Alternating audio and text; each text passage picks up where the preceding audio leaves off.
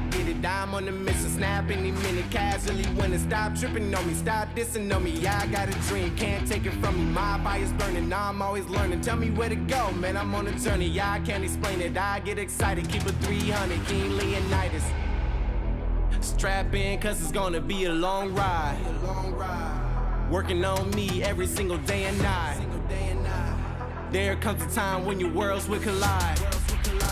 If it's holding you back, push it right to the side. Ain't got no time for no fear. I work too hard to get here. Ain't got no time for no fear. I work too hard to get here. I don't got the time, put me in, coach. I've been going hard, time to let it show. Everything raw, give it to me now. Let me have the spot, man, it's going down. Gotta get it here, I don't wanna wait. Take what I want, then I go train. Gotta get a win, I won't lose the game. This is my year, I ain't gonna break. Strap in, cause it's gonna be a long ride. Working on me every single day and night. There comes a time when your worlds will collide. If it's holding you back, push it right to the side. On another level, I will never settle. Mind over matter, get the gold medal. On another level, I will never settle. Mind over matter, get the gold medal. Ain't got no time for no fear. I work too hard to get here. Ain't got no time for no fear. I work too hard to get here. On another level, I will never settle. Mind over matter, get the gold medal. On another level, I will never settle. Mind over matter, get the gold medal. On another level, I will never settle. Mind over matter, get the gold medal. On another level, I will never settle. Mind over matter, get the gold medal.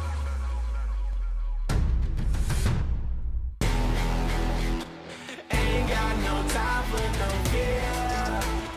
I work too hard to get here. Ain't got no time for no fear. I work too hard to get here. Ain't got no time for no fear. I work too hard to get here. Ain't got no time for no fear. I work too hard to get here.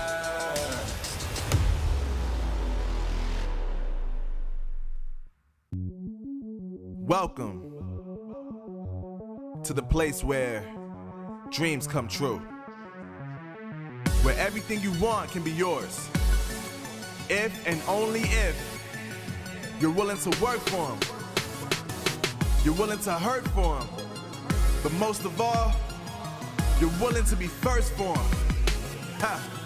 Look, I'm going straight to the top. I don't know how I would stop, like it or not. I got some goals that I'm hitting. You hear what I'm spitting, it's hot. Look what I got, whole lot of passion and pain. The road to success is insane. Stay out my lane, cause I'm on a mission. I'm getting what stands in my way. Yeah, I'm a beast, I wouldn't play with me, baby. The way that I'm training is crazy and I do it daily. You wanna talk about drive? I got more drive than Mercedes, I've never been lazy. I'm in the room, it's a red alert. You wanna compete, well get better first. I got 10 toes in the dirt, push through the hurt just to show them my worth. I'm the best. Yeah, I'm the best. I never stress. I know what's next. I'm who they test, like we playing chess. But I'm unimpressed, so now let me flex. Yeah, I'ma work through the struggle and hurt, cause I know my worth, and I gotta be first. Yeah, I gotta be first. Look, I don't want anyone's sympathy. I understand what it's meant for me. I give my focus and energy. If it's meant to be, then it's meant to be. But mentally, I'm undefeated. They hear that and say I'm conceited, like there's no reason. Like I don't beat them and come back again just to teach them that when you work under pressure, you reach higher measures. They'll try and bring you down, but you cannot let them, and only get better and focus on cheddar. Eye on the prize and you'll become a legend. Like, when I'm in the room, it's a red alert. You wanna compete, well get better first. I got 10 toes in the dirt, push through the hurt just to show them my worth. I'm the best. Yeah, I'm the best. I never stress. I know what's next. I'm who they test, like we playing chess. But I'm unimpressed, so now let me flex. Yeah, I'ma work through the struggle and hurt, cause I know my worth, and I gotta be first. Yeah, I gotta be first. They don't know what's gotten into me, how'd I turn pain into energy. Through all the struggle and hurt, remember my worth, and that's why I gotta be first.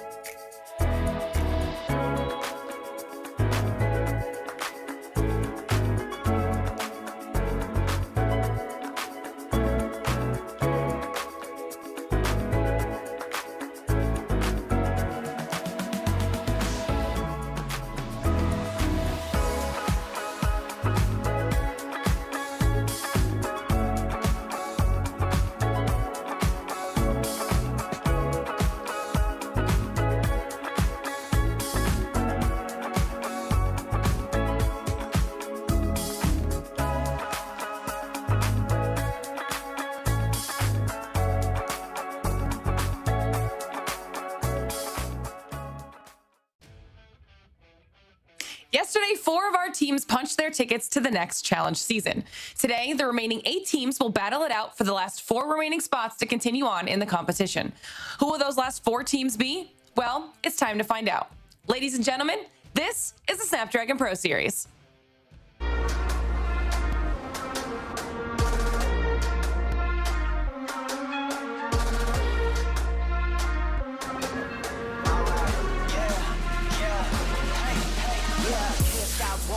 Going till a player on top, know it. Rooftop, penthouse suite. If you really want it, gotta own it. Fight through it, we was at the lowest. Blood, sweat, tears, the components. Riding all year, now's the moment. We are not friends, we are opponents. Yeah, I'm coming for mine. Yeah, I'm making a play, the game on the line. Yeah, I've been on the grind. Yeah, I jump in the spot, I made it my time. Yeah, look in the sky. Yeah, the stars align, no shade to shine. Can't stop it already. Emotional work and devotion. We put in this time. Look.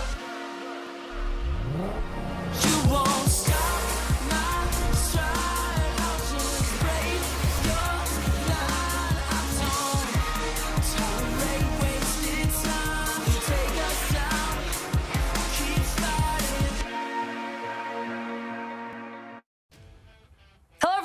welcome to the Snapdragon Pro Series. It's day 2 of our Open Finals for Call of Duty Mobile, which means we are only 4 matches away from knowing our EU challenge teams. My name is Glitter Explosion. I'm excited to get into the day. And for day 2, we decided to switch it up a little bit on you guys because we now have Proper joining the team with Bobby. Proper, welcome to the show.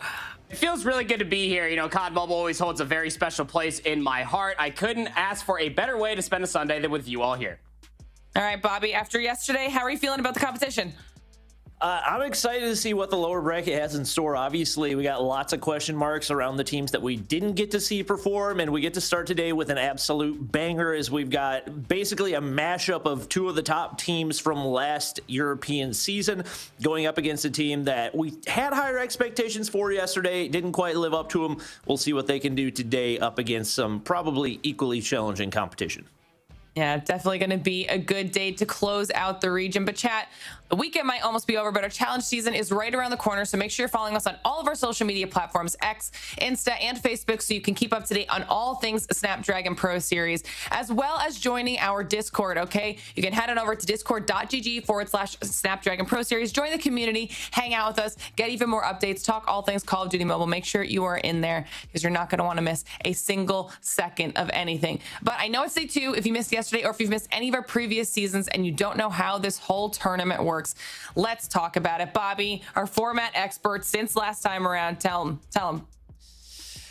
Playing with friends. We got stage 3 right here, which is our top 128 teams. That dwindles down to 8. The top 8, we've already got 4 of them. We'll be moving on to the challenge stage of the competition, where they'll be able to battle it out for a few weeks as we dwindle down to the top 4. And I believe for the European region, only 1 will have the opportunity to represent in Masters Finals.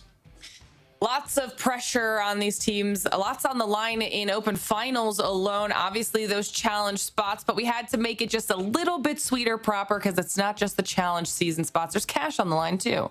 Yeah, I mean, 1st through 4th, you can see it right there on your screen. $500 in your pocket to split between you and the team. 5th through 8th can split that $350, obviously, each. 9th through 12th and 13th through 16th get a little small petty along the way, splitting $250 and $150 respectfully. But it's even more than that. You keep hinting at it there, Glitter, is that it's those challenge spots that you're truly after. And honestly, the friends you make along the way.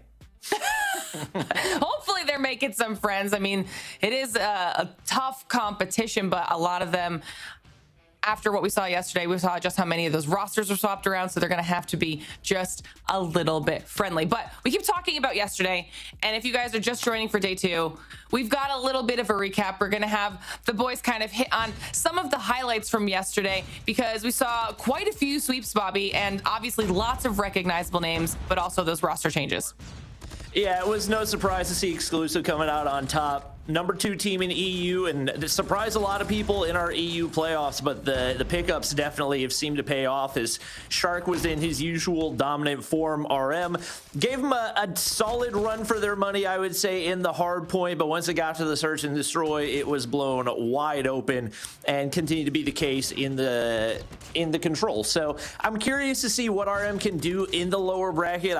Obviously, a lot of it's just going to be based off what the level of the team that they're going up against is, and to be honest, outside of Omniscient, we don't have a ton of information about the rosters that we're going to be seeing today, so definitely some new players that are going to be looking to make a name for themselves. And Proper, you got a chance to go back and watch everything, so I definitely want to hear your thoughts on the competition that you saw yesterday. Oh, it almost felt like a DoorDash challenge for a lot of these different matches, didn't it? I mean, like when you end up coming in and you see some hard points, you continuously sit there as like analyst, COD M enthusiast, or just an overall enjoyer of Call of Duty as a whole, and you're just like, oh, surely they're going to be able to get this rotation over towards the next hard point, keep it close, and they get absolutely railed and they just get smoked as least as the scoreline is concerned. I think we had like 1 close search and destroy yesterday and 1 close hard point, and they weren't even in the same series. So there's a lot to be desired for a lot of these teams that are knocked down to the lower bracket that are finding themselves in another qualification spot.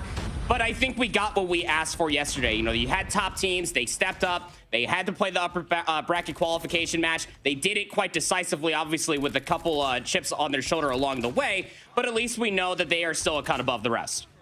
Yeah, no, obviously Kings, a team that we've talked about since last season, doing well and getting that 3-0 on the day yesterday, making sure they solidified their spot through to the challenge. But then this is where things kind of got a little bit interesting, Bobby. We started being able to talk about new teams in the Open Finals that will be making their way through to the challenge season. And Project X did really well for themselves. Yeah, no question about it. They showed up when they needed to. I will say there were some concerns for me regarding the search and destroy. A lot of questionable plays that probably could do for some adjustments. But heading down a lower bracket, obviously we got Alb Eagles.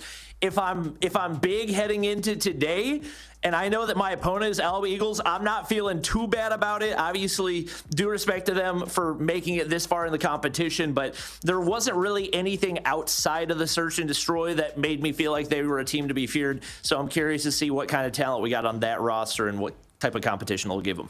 Yeah, and then, of course, to close out the day, it was Nexus 3-0ing Illuminati, knocking them down into that lower bracket, which means our entire upper bracket was finished yesterday, and today we're focusing on this lower bracket down there at the bottom. And we saw Omniscient on the bracket. We talked about them a lot yesterday, but we didn't actually get a chance to see them play. Well, now they're our first match on the day going up against Illuminati, and then we'll be able to get to see how the rest of these teams play it out, some of them having kept their competition run alive in that lower bracket, some being knocked down yesterday while we were watching them on stream. But definitely the match of the day has to be this Omniscient versus Illuminati match.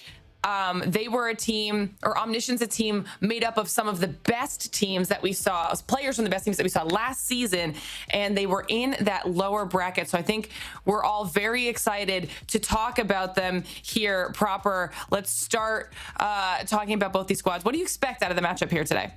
Well, I think that Illuminati have some splaining to do after yesterday. I mean, you get super close in the Arsenal hardpoint versus Nexus. You get absolutely railed in the firing range search and destroy. Don't even take a single round. And the raid control, the one round that they won, was an awkward one, and quite frankly, I would argue that it was a round that could have gone either way. There was some conversations that we had in the digital green room before we actually went live. Gore obviously needs to step up as far as the sniper main is concerned. Didn't really have the outing that he wanted to on firing range. It was all just Mari, if we're being quite candid with ourselves. This team, as far as slaying is concerned, they certainly have it, but their chemistry and understanding where they need to be as far as respawn game modes is certainly lacking. That's fair. That's fair. And then on the flip side of that, Bobby, they're going up against this Omniscient squad, someone that we've been very excited to talk about. So what are your feelings? I'm just excited to watch these guys play. I don't know really what to expect for the starting roster because everybody here was phenomenal for their squad in stage 4, especially in the group stages. Obviously, both 117 Not Found and Animus fell flat in the playoffs, but Gathilia, I would say especially as a player to keep an eye out for, is somebody who's very, very versatile, an LMG main that typically plays the objective, not something you see too terribly often. Lucky, a phenomenal sniper, just across the board, so much talent on that roster. It's tough to imagine a scenario where they don't make it into the challenge stage. Yeah, I feel like it'd be really early on in the competition to get an upset against a team like Omniscient. So we'll have to see what they're able to do, considering that they were, though, technically knocked down into that lower bracket. Hopefully today, or yet watching yesterday, gave them a little bit of insight with being able to watch Illuminati's game so they know what they're going up against here today. But that means match number 1 is almost around the corner. I know we kind of alluded to it, but proper, how do you think that this will play out prediction-wise? Well, I mean, it's really tough to gauge. I mean, Bobby kind of slated it up perfectly, right? I mean, we know these players in Omniscient, but we don't know what they're actually going to look like as far as their squad is concerned. But I think they have a really good opportunity to be able to showcase those talents and abilities versus a very trying Illuminati squad. Obviously, with the VOD that we have from them yesterday, it's one of those things that on the Arsenal hardpoint that they were certainly lacking behind, getting themselves in better positions, trying to collapse on hardpoints. They won rotation quite a few times, but their operator usage, less to be desired as some of these map picks, bans, and vetoes are all coming through. Yeah, you're talking about their hard point. Now we get to see what those picks and bans were. Bobby, anything jumping out at you here? I mean, it looks pretty standard across the board. The one thing that might get a little bit interesting is the Express S&D, is that's a little bit outside the norm for some of these teams. But for the most part, I don't feel like there's any teams that have struggled a ton with their takeoff hardpoint. I'm trying to remember. I believe it was Hacienda that they played between Illuminati and Nexus, or no, it was Arsenal that was between those two. So it's definitely a new one in the pool as far as what we've seen between those two. And obviously the firing range is not a great sign for Illuminati given the absolute steamroll that we saw yesterday. All right, and Proper, your thoughts? I'm just happy to see the raid control back, right? I mean, you want to talk about just the immediate flip-flop of what you failed to do yesterday and what you have the chance to do today versus a very trying team of Omniscient. I mean, I do like that pick as far as map 3. You just better hope that it's not the map that you need to stay alive in this series, and it better be a swing map mode combination. So the map 1 and 2, quite important for Illuminati. All right. Well, chat, obviously, first match of the day. Let us know your thoughts as well. Who you think is going to be taking home match number 1? Are you on the side of Omniscient or are you on the side of Illuminati? I think this is going to be a really fun way to kick off the second day of our Open Finals. Don't forget that we've got just these 4 matches, and then that's it for EU. All right. That those teams will be your challenge season teams. It's going to be really exciting to find out which squads they are. So obviously we'll want to know throughout the day who you guys are thinking will be able to take home those spots, because chat sometimes does a really good job with their prediction. And then other times, Bobby, they are just right out of left field. You know, I've been known to make a wrong prediction or two myself, so I can't say it's something that I'm unfamiliar with. Some would call me cursed. Actually, a reputation that has built since the last time I casted COD Mobile. So hopefully for Omniscient, that doesn't end up continuing to be the case, because I do feel like this is a super talented team. Last time I predicted that Animus were going to have a solid tournament, they ended up missing stage 5. So the guys for that squad, particularly Gathilia and Narcs, are going to be looking to disprove the curse today as we get on into things right here. It is going to be Illuminati first entry into the hard point turn. Nice shots out of Aether right there. He had a slow day yesterday trying to pick things up, but it is Omniscient. Take it back. Illuminati with that first control on the hard point. Yeah, I mean, it's P1, right? And nonetheless on takeoff. So it should remain pretty scrappy. There's still 40 seconds obviously left to fight over, but what you're looking for is where Omniscient were previously on the mini map there. Trying to control those spawns ahead of P2. That's what's going to set you above the rest. We want to see some good fundamentals out of these two teams. No question about it. Lucky pushing through. He's on a 3 spree already. Going to be able to pick up another. Seems like communication not quite there for Illuminati. That's a 2-piece that should not have been able to happen as easily as it was. Nutty's going to be able to lock down the high ground, though. They do maintain that position for early P1 control, but right now, like you mentioned, spawns toward the back of that stadium building do go the way of Omniscient. They do get one, make it 2 players rotated toward the top side early on. That is a good sign for them, despite the small gap that we've seen forming, and now you start to see the feed filling up with a whole lot of blue. Good signs for Omniscient at the start of P2 here. You know what Illuminati's actually setting this up? This is so smart. Split your split spawns and try to find the battles on 2 different fronts. The biggest issue is now you're going in 1 by 1 and you're walking into the absolute blender that is P2 on takeoff. So wonderful first wave of gunfights coming through from Omniscient. They're going to lock down the initial 20. And I'm not sure where the Illuminati players are, but it looks like not much of a contest here. Finally, 2 players make their way on in, instantly shut down. It's Lucky picking up all 3. Seems like player 2, I believe that's Gore, having some issues, kind of at a standstill at a couple points in this one. Lucky's going to hop out the top side. Might have been nice to earn the pred there. Regardless, it is going to be Omniscient making their way up into the hard point and winning the bulk of gunfights once again. They're looking very, very strong here on P2, and you got to think Illuminati. Time to chalk their losses and head on over toward P3. Nutty's going to do his best to avoid any scraps for Omniscient. And it's going to be Illuminati with the early setup, but you mentioned that they struggled to hold these hard points once they got in position. They'll have an even tougher task today going up against Omniscient. Luckily enough for Illuminati, at least you're spawning to the backside here at P3. The biggest issue coming forward, you can see a lot of operators already about to be online. So Omniscient, I mean, they have the tools of the trade to try to break this open. You already have at least a bow being brought out from one of the players of Omniscient, trying to find some early damage, maybe to work their way in. But so long as Illuminati can just hold all the way in towards the back, they can break up the monotony potentially of this scoreline. But you can't allow Gatilla just to waltz on in, find a 2-piece for free. That setup just got completely broken up like it was yesterday's news. And that means that if you're Nutty, you got to pull out the Purifier, try to hold on. It will do just that. Very, very solid fight back for Illuminati right there to keep things even. If they can maintain the rest of this control, should be able to be close to tied up heading over to P4, but obviously they'd like to chain the two together if at all possible.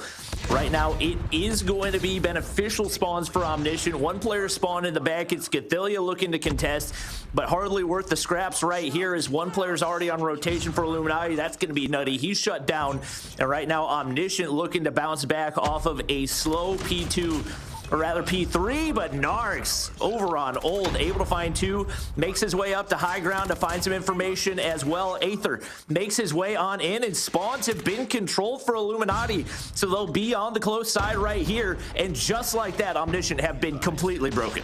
Saturn spawned out. You got to be able to read where Saturn is coming from. Already found one for Gore there. That's happening off screen as we have a beautiful view here of P4. Slides on in, finds yet another one, but that could be the damage that is required. You already talked about how Illuminati were able to at least string it together towards the end of P3, get inside of P4. That's why the scoreline is just so damn close. But this back 20 seconds is going to be the difference maker. Who's going to have a lead at the end of the first set?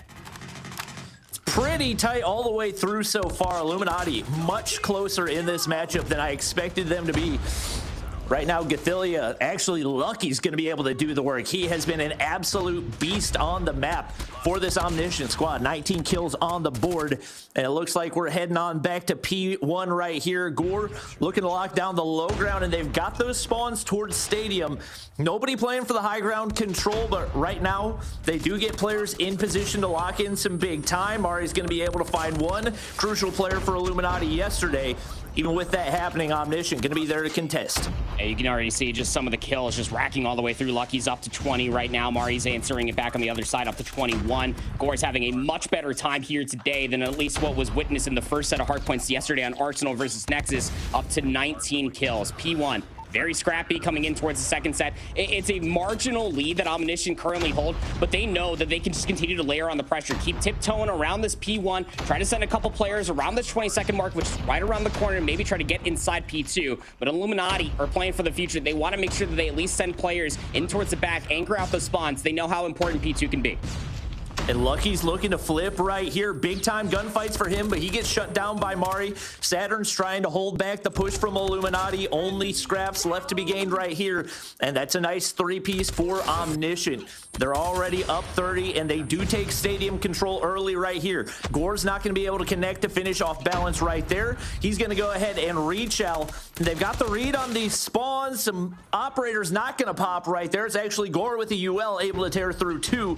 And now it's Lucky in the top side, Sparrow in hand, trying to hold back that Illuminati push. Nutty, nice flank right here. Might be able to take down a couple, but it's not going to be enough to flip spawns. Right now, Omniscient still in control of that strong side, and Illuminati not showing much hope of finding a flip here. Full 60 almost there in the first set of rotations, and you're just about staring down the barrel for another one, as well as Gore and Mari able to work their way back in. But look at the response for Omniscient. On the previous push, it was going to be a War Machine from Saturn's. This time, it is going to be an Annihilator from Gutilla, and they are absolutely popping off in the kill feed. And just in a moment's notice, flipping spawns at the wrong time. If you're looking at this from Illuminati's perspective, they are trailing by just about 50 points. If you're Omniscient, you're probably just going to chalk the rest of this time. Maybe try to keep them trapped over here for another wave of respawns, because you have a free rotation to new. And Lucky's been on an absolute tear this entire map. Seems like every time I look in the feed, he's getting a triple kill. 33 kills on the board as Omniscient extend that lead. Now out to 155. Balance gonna pop the Purifier as they head on over toward P2, trying to lock down the top side. Gets the shutdown onto Aether. Nobody in position to contest right here. Gone's gonna try his best, but he's gonna be met with flames to the face. One more for Balance to deal with. He shuts down another, and it has been a perfect hold off of a perfect rotation from Omniscient. Obviously, that spawn flip could not have been more poorly timed for Illuminati.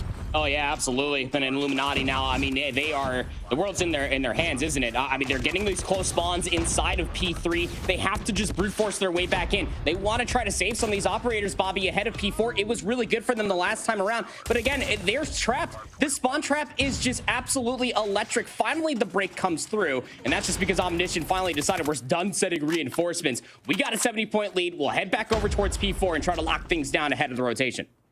And we'll see if the utility investment pays off for Illuminati. Like you said, 4 operators charged up and ready to go. They're trying to find a full 60. That would get them right back into this one. It's just going to be a question of the pacing more than likely. Gethilia going to drop a Pred. Lucky's going to pop his Sparrow at the same time, doing their best to counter the opposite side. And one of the operators for Illuminati already shut down. Narcs is not leaving that top side position anytime soon. Aether just trying to contest for as long as he can. Teammates going to be able to find a couple of kills, and Mari pops the Annihilator. That could be the damage they need. One more to be dealt with, but Omniscient go big. 4 kills in the feed, and all the operators have been wiped off the page. You just have Gore is the only one that has one left, right? I mean, you had the Annihilator come through. The War Machine maybe got one grenade to come out of its barrel, and then immediately just got ripped asunder. Omniscient in the second set of hard points rectify the issues that kept the hard point close within the first set. They have themselves a commanding lead, almost 100 points strong. Saturns is feeling it for the back end of this 10 seconds here on P4 before we go into a third and final set of hard points here in the takeoff map number 1. War Machine might just be the cherry on top as Omniscient are in the driver's seat. And Gethilia just tearing across the map. Reads the spawn on that one. Not going to have an angle. But Balance gets the information, and he's going to be able to do some damage there as Gethilia picks up the kills. Hunter Killer's going out. It's utility raining down from above for Omniscient as they have torn this one wide open. What was a tie game through the first set of rotations has been all Omniscient the entire way through the second time. Only 7 more points needed. Gore's going to pop his claw, doing his best to keep the map alive, but you're down by 110 points. So little margin for error. It is going to take completely perfect hard point for them to have any type of a chance in this. Yeah, I mean, flawless is just maybe a 7-second shy, isn't it here, brother? I mean, you're able to at least get yourself inside P1, but what's been the continuation? The biggest issue for Illuminati, they have to somehow get the spawns and hold for P2. Yeah, it's not looking good right now. Gethilia trying to end things right here. Not going to be able to do so. They're going to go ahead, chalk their losses. 3 players already set up in the top of P2. And it looks like this one is likely done and dusted, barring a miracle. Good shots out of Gore to take down the Purifier, but still reinforcements are there. Close spawns and more operators, but the Sparrow and Gaun's actually going to be able to take out the Sparrow in the hands of Lucky. Remaining contested right here. Illuminati doing everything in their power to stay alive in this one, and they win all the gunfights. They don't have the close spawns, but they're still not able to pick up any hardpoint time off of it. Finally, it looks like they'll have a moment to breathe right here as Nutty and Gaun single-handedly keeping their team alive on the objective, and somehow they're still going. Are you serious right now, Illuminati? Can you play this flawless so far? They have close spawns and towards the back. Omniscient are still setting numbers in, and the numbers just too much to bear. I mean, that B2 was the closest out of the 3 that we saw for all the wrong reasons there, Bobby, but at least Illuminati start to fight back.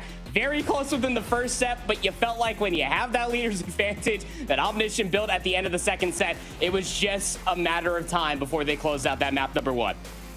Yeah, that was as chaotic of a hard point as you're going to see. And it seemed like Omniscient were just so tunnel visioned on finishing the map that they didn't throw any different looks. They just one by one single filed up the stairs. And every single time Illuminati were ready for it. But across the map, no question, Omniscient played it much more cleanly. You got to attribute a lot of their success to Lucky and just how difficult he was to kill. Triple after triple. He was tearing up the map. Balance, obviously, on a mission here for this Omniscient roster. Something to prove is he did get dropped from that Stage 5 roster in exclusive, and definitely, I think, felt slighted in that. So he's doing his best to prove that he deserves a spot on one of these top teams. But huge credit to Omniscient, just consistent across the map and a beauty of a second set of rotations across those hard points. Absolutely. You know, when we talk about the hodgepodge group of individuals, and we'll talk more about here all that in a second, as we got some wonderful stats to show you. Lucky with the 50 bomb, sure, plus 20, why not? Go off, young man. 42 and 33 there for Gethilia. Utililla. It's everything that you want to see coming through from this Omniscient roster, right? The slaying, the understanding where they need to be on the map. It's everything that Illuminati were absolutely missing yesterday in that Arsenal hardpoint in a very close affair. And then that was a continuation here as far as this takeoff map number 1 is concerned, right? You had so many different split spawns coming through. They were trying to set up pinches to be able to break inside of P2, break inside of P3 for the second set, and they couldn't find value with it. The difference is that Omniscient were reading the split spawns. They were allocating a lot of their different gunnies and operators to be able to respond when those split spawns were starting to come through, respond to be able to find those trades when it was required. That is the biggest difference as far as fundamentals are concerned between these two teams as far as hardpoint is concerned. And it's not a great sign for Illuminati because that hardpoint felt like a must-win map when you look at the fact that going into map number 2, you've got the firing range that you just got 7-0'd on yesterday. You got some players that have got to step up in a big way, and especially when you're going up against a player like Lucky, who has been incredibly dominant with a sniper, and your main sniper in Gore just did not put up the numbers to keep up yesterday. He's got to have a different map if they're going to have any type of a chance at staying in this one. I don't think realistically you can bank on the search and destroy carrying you through, and you got to find a way to take at least one of those if you're going to be able to extend the series. I mean, look, let's be candid. Yesterday versus Nexus on firing range, it was literally just that. But not for Illuminati. Bobby, they didn't take a single round, so they got absolutely smoked out of that map number 2.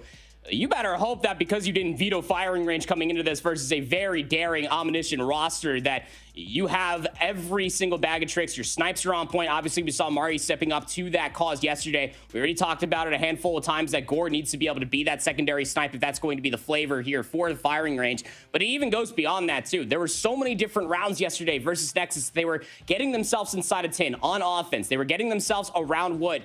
And then they just sat there. It seemed like that they were just terrified to try to take space and maybe try to send a player through the middle of the map, yoink that space away from Americas. And then by the time that they were so hesitant on even trying to get the bomb planted, the flanks were coming through. The aggression for Nexus was at an all-time high. I can only imagine that Omniscient are going to be looking to exploit the same exact thing. Yeah, they definitely have a lot of players that do have a similar play style, and that's just been the European search and destroy play style in general. Is throw your utility at a bomb site, hope that it sticks, and see what you can work with it. We definitely saw a lot of unusual looks from Nexus yesterday that I would imagine Illuminati were not prepared for, and it might be that there's some players on this Omniscient roster that maybe aren't quite as comfortable with them not having been together as long, but as far as talent goes, there's no questioning that they've got what it takes to put together a roster that should be able to have some level of dominance in search and destroy as well. So it's going to be a tough task for Illuminati. You got 2 maps up ahead that you lost just yesterday, and in not a very strong fashion. So hopefully they did lots of voting to see where things went wrong and hopefully correct on those mistakes. Oh, yeah, you better hope so, because, I mean, again, this Omniscient roster, just to give them further flowers, I know we all talked about it, or you all talked about it yesterday. I mean, you already talked about Balance, who was dropped from that second-place exclusive squad. I mean, you got Narix, Utila, they got 4th last season on Animus, and then Lucky and Saturn's 3rd last season on 117 Not Found. So, I mean, you have a championship-caliber team that was formulated from a top 4 placement just last season. So you know the competition's going to be tough if you're looking at this from Illuminati, and it literally comes down to all of that plus a bag of chips. You have to be able to have all that VOD review. If there's any coaching staff behind the scenes as well to be able to keep these guys in check, to understand that these strategies need to be executed to a fine tee, you just can't afford to get checked, because this is a roster of Omniscient that have been towards the top. They will absolutely eat you alive. We'll have to see how it all pans out here on the map number 2. All right. We are underway here in the firing range, search and destroy. It is going to be Omniscient on the offensive side to get things started. Once again, seeing that aggressive mid push, Lucky's going to open things up with a snipe onto Aether, and Balance goes completely unchecked, tears through 2 players, trying to make it a 3rd. There's one on the inside, but Gathelia is going to be able to drop him before he has a shot at it. 1 player left alive. Mari was the only glimmer of hope for this Illuminati squad yesterday in the S&D, and it looks to be the case once again as he finds 1, but not going to be able to find anything more than that as Omniscient quickly take round 1. You know, I've been in Call of Duty for quite some time here, Bobby, and you know, you talk about European search and destroy. It's just Call of Duty at a whole. If you know you got the better gunny, you know that you're gonna shake them in their boots. You got the better gunny, just run on them. Sure, why not? Need a response here. If you are Illuminati defensively, you do at least have Aether up close. Needs to go 1-for-1. Does just that. All right, Gore already picked up more kills than he had in the entire search and destroy yesterday. That's going to be 3 in a row for him right there. Nutty's going to be able to find another, and all down to Lucky as he's trying to do the impossible, but Mari drops him, and just like that, Illuminati bounce back, and Gore's presence right there, definitely something they're looking for to give themselves a shot here in this map number 2. That was the required response. Answer aggression with aggression. You get Gore in the position to be able to overwatch these SMG players. It works out quite wonderfully. You need a little bit more of that. Narc says, nah, not going to have it this time around. First blood on the Gore immediately. Yep, crucial to take him down because he's one of those players that once they get hot, very difficult to stop. Aether has played the backside of that wood wall every single time so far, all 3 rounds. Curious to see if we maybe get a different look out of him as it's become very, very predictable. No trophies in play, so that nade's actually going to connect right there. But Balance reads it to perfection. Can't hit a shot. Not the prettiest spray I've ever seen, but does end up picking it up. And fortunately for him, Narc's going to have his back to pick up another. Lucky will be there to deal the final damage, and Omniscient take the lead here in map 2. That's the biggest issue, isn't it? I mean, you get an SMG in and around 10 like that. I mean, albeit just a little bit windy out there in the firing range, be able to find at least that second. You're still able to lock down the bomb site. That's the trust that you're going to have for Omniscient as they take that 1-round lead. Offensive push for Omniscient. Nobody was surprised. Going to get Balance up close and personal over by this AS&D just outside of 10. 3 players strong here defensively, though, Bobby. And nobody's watching mid. I don't know what the game plan is. They do manage to trade out right there, but somebody has got to check Balance right there as he's been able to run completely uncontested through the mid map every single time. They go 1-for-1 right there. Saturn's in a cheeky spot looking through the grass, able to drop Gone, and just like that, the B site, only 1 player remaining. Sniper in hand. We won't have the angle on that gunfight quite yet. And Saturn's getting busy in the mid-map as he's going to be able to take down Nutty. Mari doing some damage for Illuminati to keep the lives fairly even. But now down 1. The bomb is going to get picked up right here as Omniscient players are going to be able to take the B site. They have so much time, though, Bobby. They could rotate out off of this, but they're actually making the call just to rotate back over and just reinforce around this B bomb site. Narcs goes wide, and he's able to combine that to find the second kill alongside his teammate. But, I mean, the play as far as that round starts and stops, you are absolutely right there, my friend. You just cannot allow middle of the map just to be wide open like that. Balance is going to continuously exploit a lot of these different angles of opportunity, and this time around they do send Nutty at least to look at the middle of the map, but it is smoked off, so the push is coming through. And Balance completely counters by making his way through trailer right there. Smokes 1 player, takes down the trophy, and going to be able to get information through that sandbag side as well. He continues to get aggressive right there, gets a little bit of information, doesn't want the gunfight, backs up, and is going to let the snipers hold those long angles for him. Holding down the long corners, Lucky, but he's not able to connect onto Nutty, and that's a big opener right there. 2 players already down for Omniscient. Risky play through the mid-map to Ego Shell across mid. Balance going to be able to make him pay, and just like that, 2 players remain to defend for Illuminati. Oh my God. Yeah, sure. Why not? You know, there's a couple things that are certain in life: death, taxes, and Balance finding a timing through the middle of the map. My God. It's egregious at this point. Like, you have to try to lock down the sites. You can't just put all of your numbers looking at the same angle. You got to try to finesse your life a little bit more if you are Illuminati, because Balance is absolutely eating you alive. It's up to 10 kills through 5 rounds, for crying out loud. Every move for Illuminati this far has just been reactionary based on what Omniscient's doing rather than dictating the pace of the game on their own end, and it has definitely not worked out for them so far. Saturn's going to be able to get into Cubby, pick up 1, and get away with his life, and time again, Illuminati are failing to find those first bloods, and Omniscient put them in these difficult positions where they're able to do whatever they want, and Illuminati just simply have not had an answer. They make their way onto the bomb site. Aether still looking to pick up his first kill. Same for Gone. At this stage of the competition, you cannot have 2 players 5-6 rounds in, sitting on goose eggs, and just like that, 2 more drop. Gone gonna get sniffed out right here. 100% the information is there, and Saturn's gonna pick up yet another frag as we get ready to flip sides right here. And Illuminati desperately need a change of pace. I mean, so let's do a recap of the past 6 rounds. The one round that Illuminati took was the round that they dictated the pace, as you were talking about, through 10. We're able to get in their face, but Omniscient are just... It's just clinical, isn't it? Now the side swap comes through for Illuminati. This was a struggle city for them yesterday. They take coverage over inside of 10 very early, and they find the trades, currently have the numbers around the bomb site. Ooh, and Gore gets information right there. Big pick onto Balance. He's been a nightmare for your squad all game long. Aether, gone, still alive, still looking for those first frags, and 2 players remain for Omniscient right here. On the defensive side, looking for an angle. Lucky's not going to be able to find it. Saturn's drops, and now going to be forced to Ego Chow over that bomb heady. Nobody peeking from the backside either. Aether, clinical right there. Plays with what the map's going to give him, and Illuminati finally find another round. Yeah, I mean, a big one. You definitely wanted to take that offense. Obviously, the difference in between Omniscient being up on map point and potentially going up 2-0 in the series. Gone still sitting on a goose egg. What's the response going to be out here from Omniscient? It's a forward approach, but look, 5 players strong from Illuminati. They want this A bomb site, Bobby.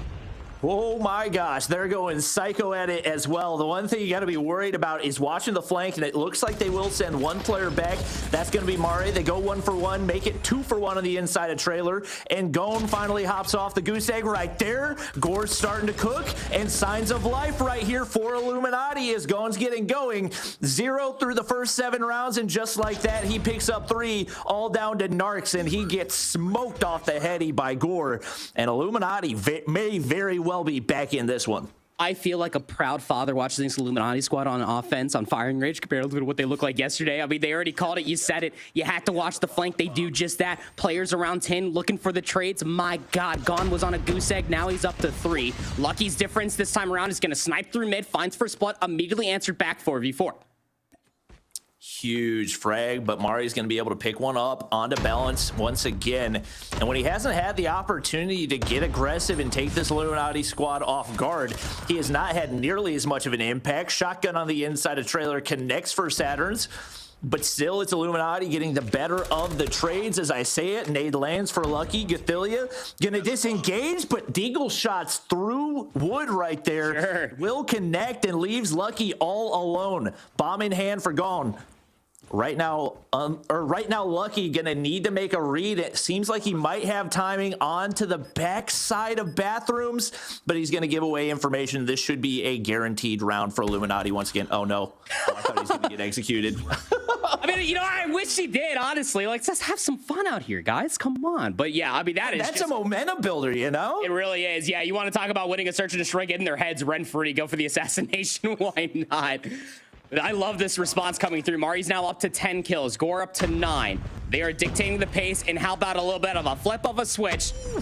Saturn's has a lot to do, but the nade coming through from Balance just completely breaks up the monotony. Finds 2. The SMG from Balance even better. Now it's a 2v5 on the map. That B push has completely just gone to rest. Oh, wow. Things fall apart quickly for Illuminati right there. I'll say. As the double kill from the nade just completely opened things up, and with Balance once again getting aggressive is what's getting him these opportunities to make a big impact. So I'm anticipating we'll see a similar approach right here, but this time going to sit back once again. 2 players make it 3 here to defend on A, and it could pay off as they get 2 kills off the start. Make it 3, make it 4, and Omniscient want to shut this one down ASAP. You thought you had the bomb site. You walked into the Omniscient blender, Illuminati. We'll be seeing you. Oh my God. That was disgusting. I mean, they knew that the B push was immediately put to rest. They found the double kill on the round previous to that. They had players inside of wood. Nobody was spotted over at A. So they didn't get to see the double stack that was already set up in the round previously, the one that just won the game. So Illuminati were just like, all right, B push. Nah, we're not doing that no more. Let's go back over to A. And then they walked into the answer that Omniscient needed for Illuminati's aggression around the A bomb site. It's the double stack, Bobby, the body stack around 10. It works out so wonderfully. What an emphatic ending. I thought Illuminati really had the momentum back in their side. Just simply not the case. Omniscient just needed a couple rounds to get the reads and understand what they were going up against to put this map 2 to rest. And you got to think Balance is feeling pretty vindicated after that map. 17 kills on the board for him. He was absolutely running Illuminati. They did not have an answer for him. So many of those rounds just getting aggressive, playing the smoke so well, and catching them off guard, even with a sniper finding that final frag. That's about as strong of a map as you can expect to see in Call of Duty Mobile.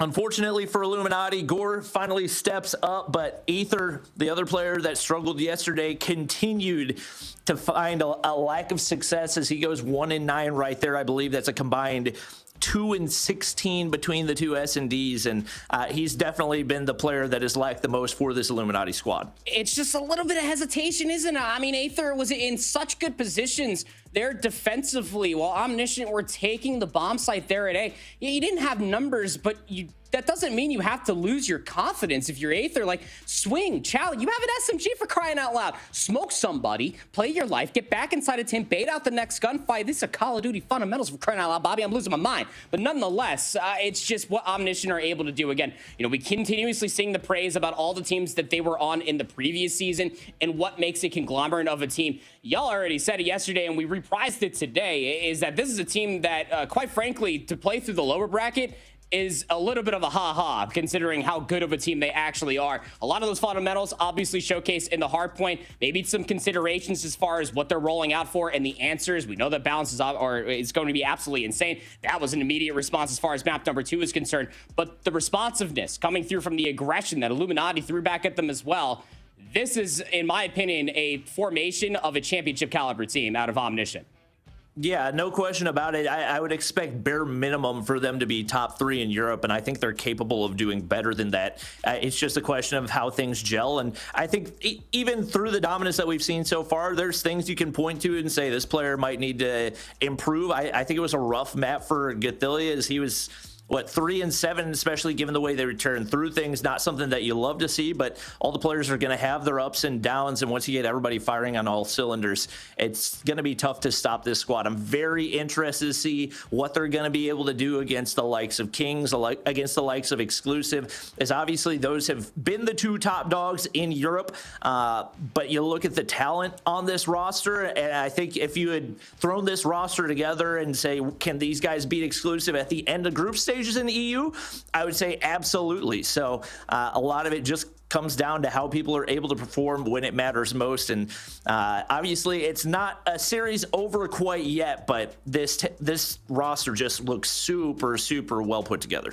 Oh, absolutely. Polished, squeaky clean. I mean, maybe there's like one corner that might have like a little cobweb in it. We'll talk more about that later. I'm sure that somebody's going to have to go clean that sucker up, because we still have to see control out of this team. Again, yesterday, their one match that they played absolutely smoke showed in that 3-0. This is to say that it might not happen here again, a little borrowing some rounds there in the search and destroy and at the end of the takeoff hard point. But raid control, you feel like you got to have a good one in your back pocket. It was 1-3 yesterday that they lost to Nexus for Illuminati. Let's see what Omniscient have to offer here on the map number 3.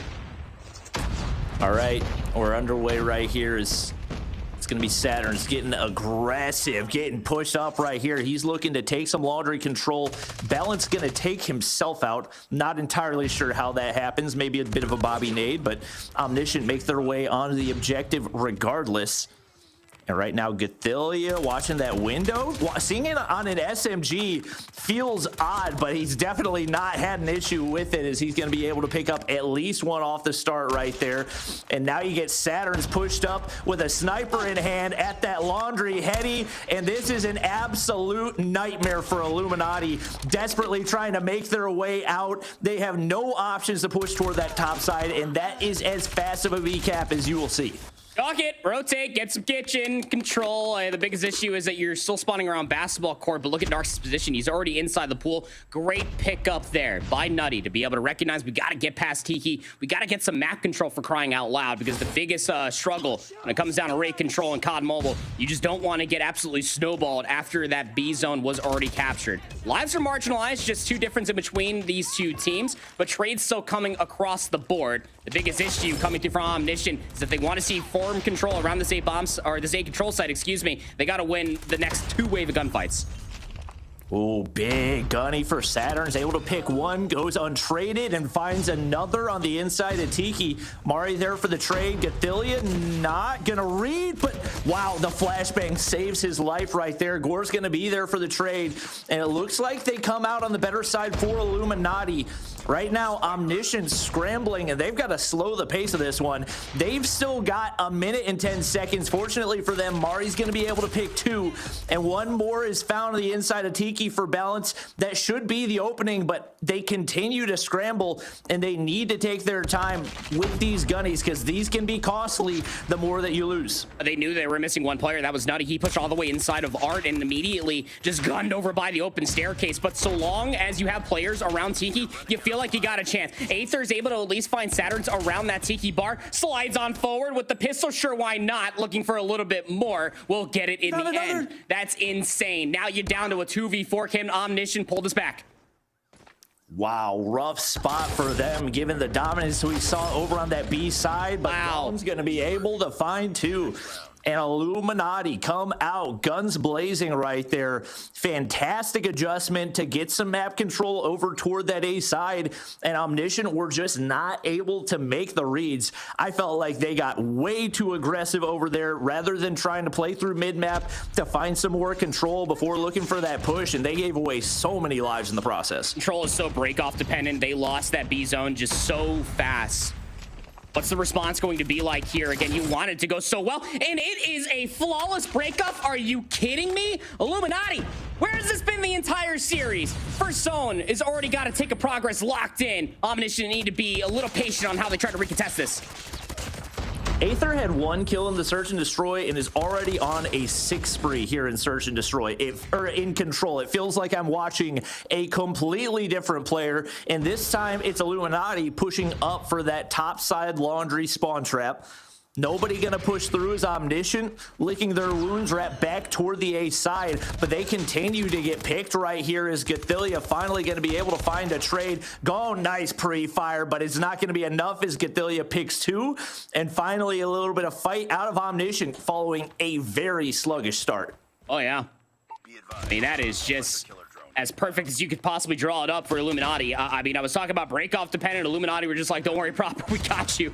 They got a 6, now 5 life lead, looking for further map control. And just look at the way the Omniscient are actually spread across the map. Balance is all the way inside of the garage.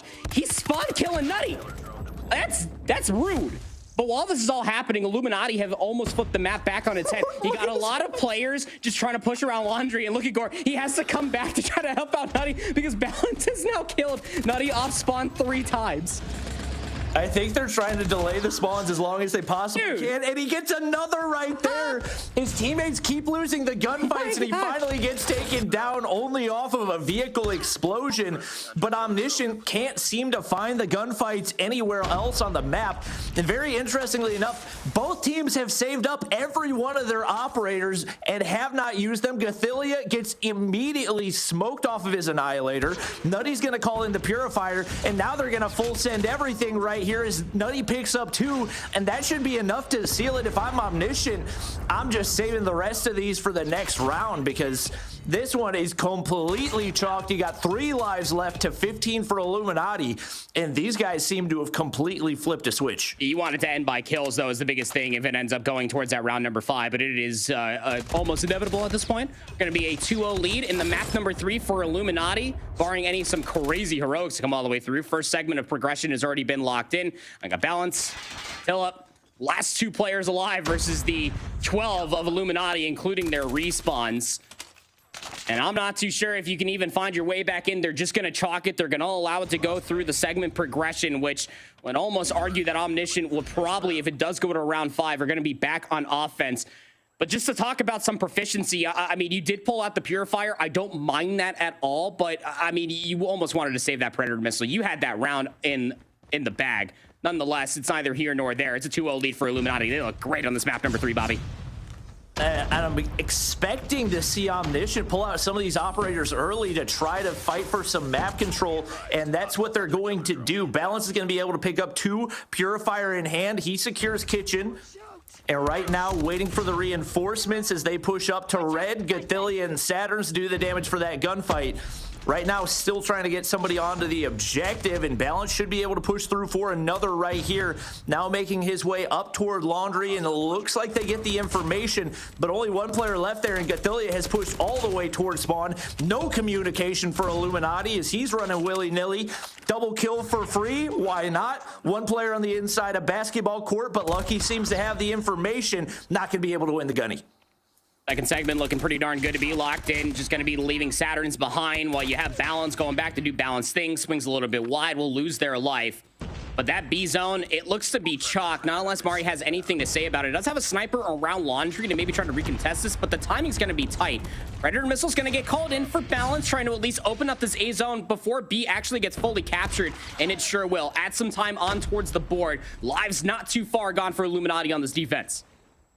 Yeah, very even so far, and to be honest, it was whenever you get one objective captured for Omniscient that they really started to struggle, and it was that B objective that they captured pretty flawlessly but couldn't make any progress over toward A.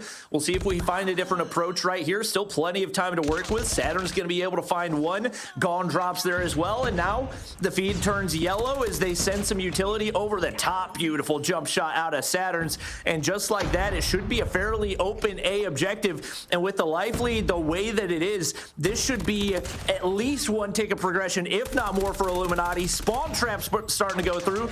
Balance is going to unpeak right there. He's going to be in position to continue to contest, although the nade goes across up top, he somehow stays alive, and only 5 lives here to contest. Omniscient have finally fought back and found a way to take a round as 12v4 and no map control. The round looks a little hopeless for Illuminati. Yeah, I mean, it is all gone and fallen by the wayside. I mean, you got one player inside of money, sure, maybe you could try to contest, but it's just not going to be there, not soon enough. The one saving grace that Illuminati almost had to try to retake that was going to be Nutty. He got a really good spawn, and he started pushing through the middle of the map uncontested through Zig, and he started pushing through the water stairs, but the biggest issue is the same thing that we were talking about. When Omniscient have control of an area, much like in that map number 1 for Hardpoint, they're reading the flanks, they're getting good timings, they finally get themselves on the board, making this map number 3 interesting. All right, Narc's getting aggressive, outskirts of Ring right there, going to be able to find 2, and Gathilia at the same time finds 2 with the Annihilator. That's a 2-6 opening right there, and a perfect break for this Omniscient squad as it looks like finally Illuminati fight back 3 in the feed.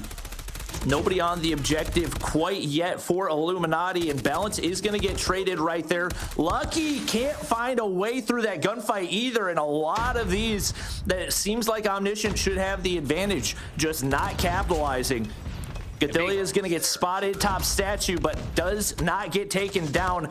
But there'll only be one man left standing there as Narc's going to drop, and that should be an open B site. A big difference as far as that opening rip is concerned, where Illuminati were able to full cap it just with a 6 life lead, going almost completely flawless in their previous offense. A little bit more patience from ARs around Laundry for Omniscient, just waiting for the challenges to come through Ring, and they're able just to find some good team shots and at least keep lives just about even, and also sending players through mid to maybe try to pinch through Art was a fantastic rollout and a great decision off of their previous fumble on the last defense from Omniscient. That B zone's going to get captured. That is inevitable, but Omniscient need to be careful. They're giving up a lot of lives along this transition. Gaun's already found himself inside of Kitchen, is going to be playing inside of Money, waiting for the rest of his team. The biggest issue is that Omniscient do have players around Art. They have them in around bottom bed, so the pinch is already set up, but Illuminati just aren't winning the gunfights anymore up front.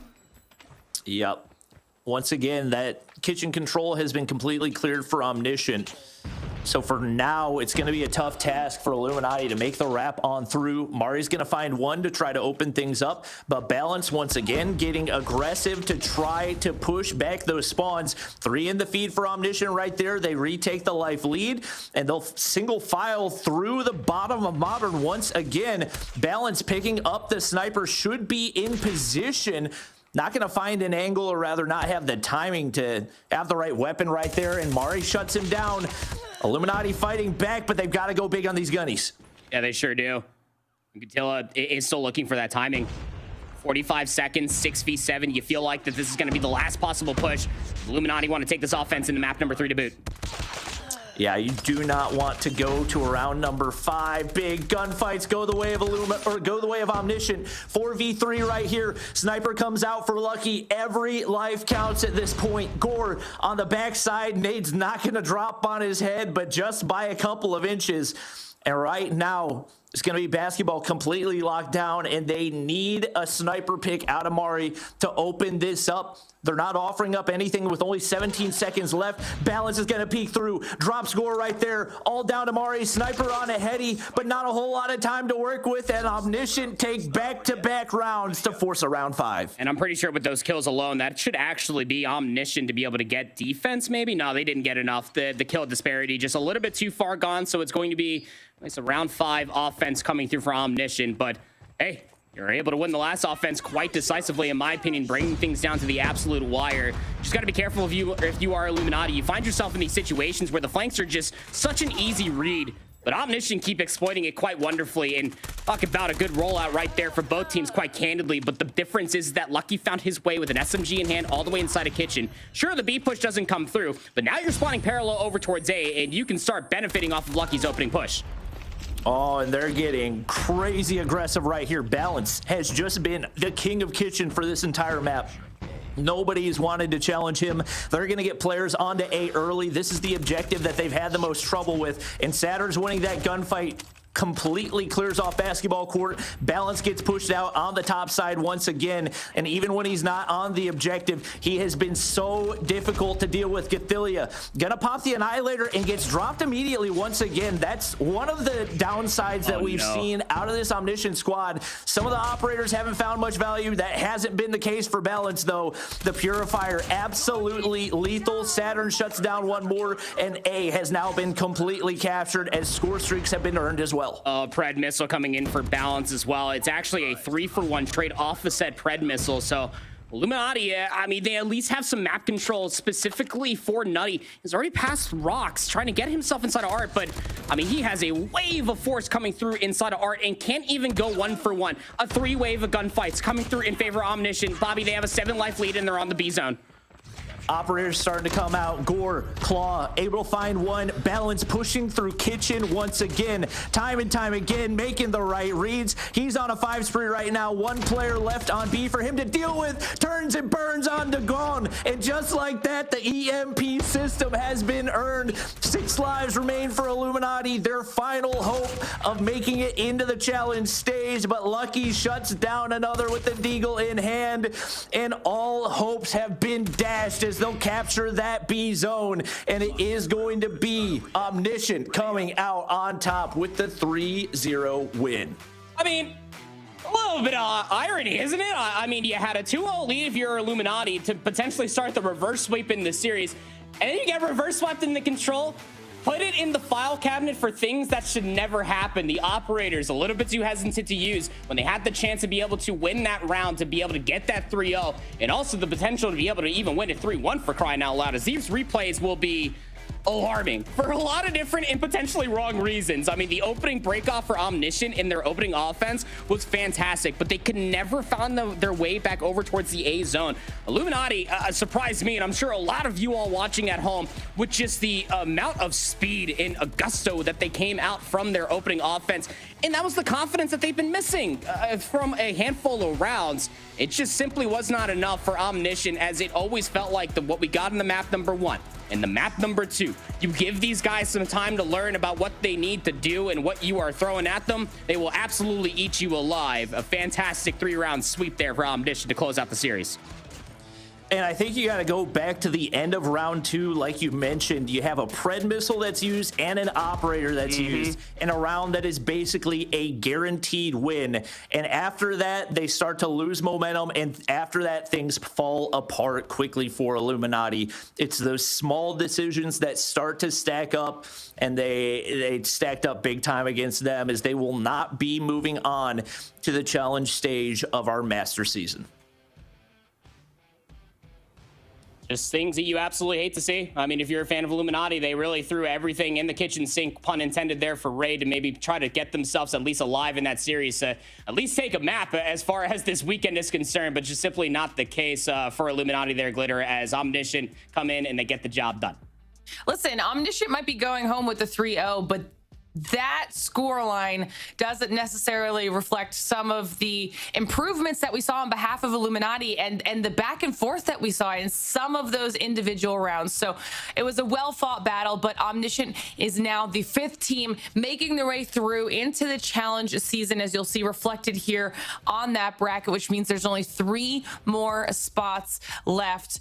And up next, we'll be able to see how Alb Eagles and Big fare. Both of these teams coming in from the lower bracket. Big had a 3-0 in their lower bracket round, and Alb Eagles lost to Project X yesterday. So we'll have to see if the Eagles are able to kind of rebound back from their performance after yesterday, if they were able to do any sort of info gathering on Big, because all these teams that are in the lower bracket that came through the lower bracket, we haven't gotten a chance to even see play yet. We don't know a lot about them, so we're going to be learning as we go. But before we get into more matches on the day, first of all, chat, we need to remind you to follow us on social media, X, Insta, and Facebook, so you don't miss a single second of any of the SPS action that we have coming up, not only this weekend, but throughout the rest of the challenge season when it happens. And of course, join our Discord, discord.gg/Snapdragon Pro Series, to hang out with the community, keep yourselves up to date, and talk all things Call of Duty Mobile. It's a really cool place, so just make sure you head on over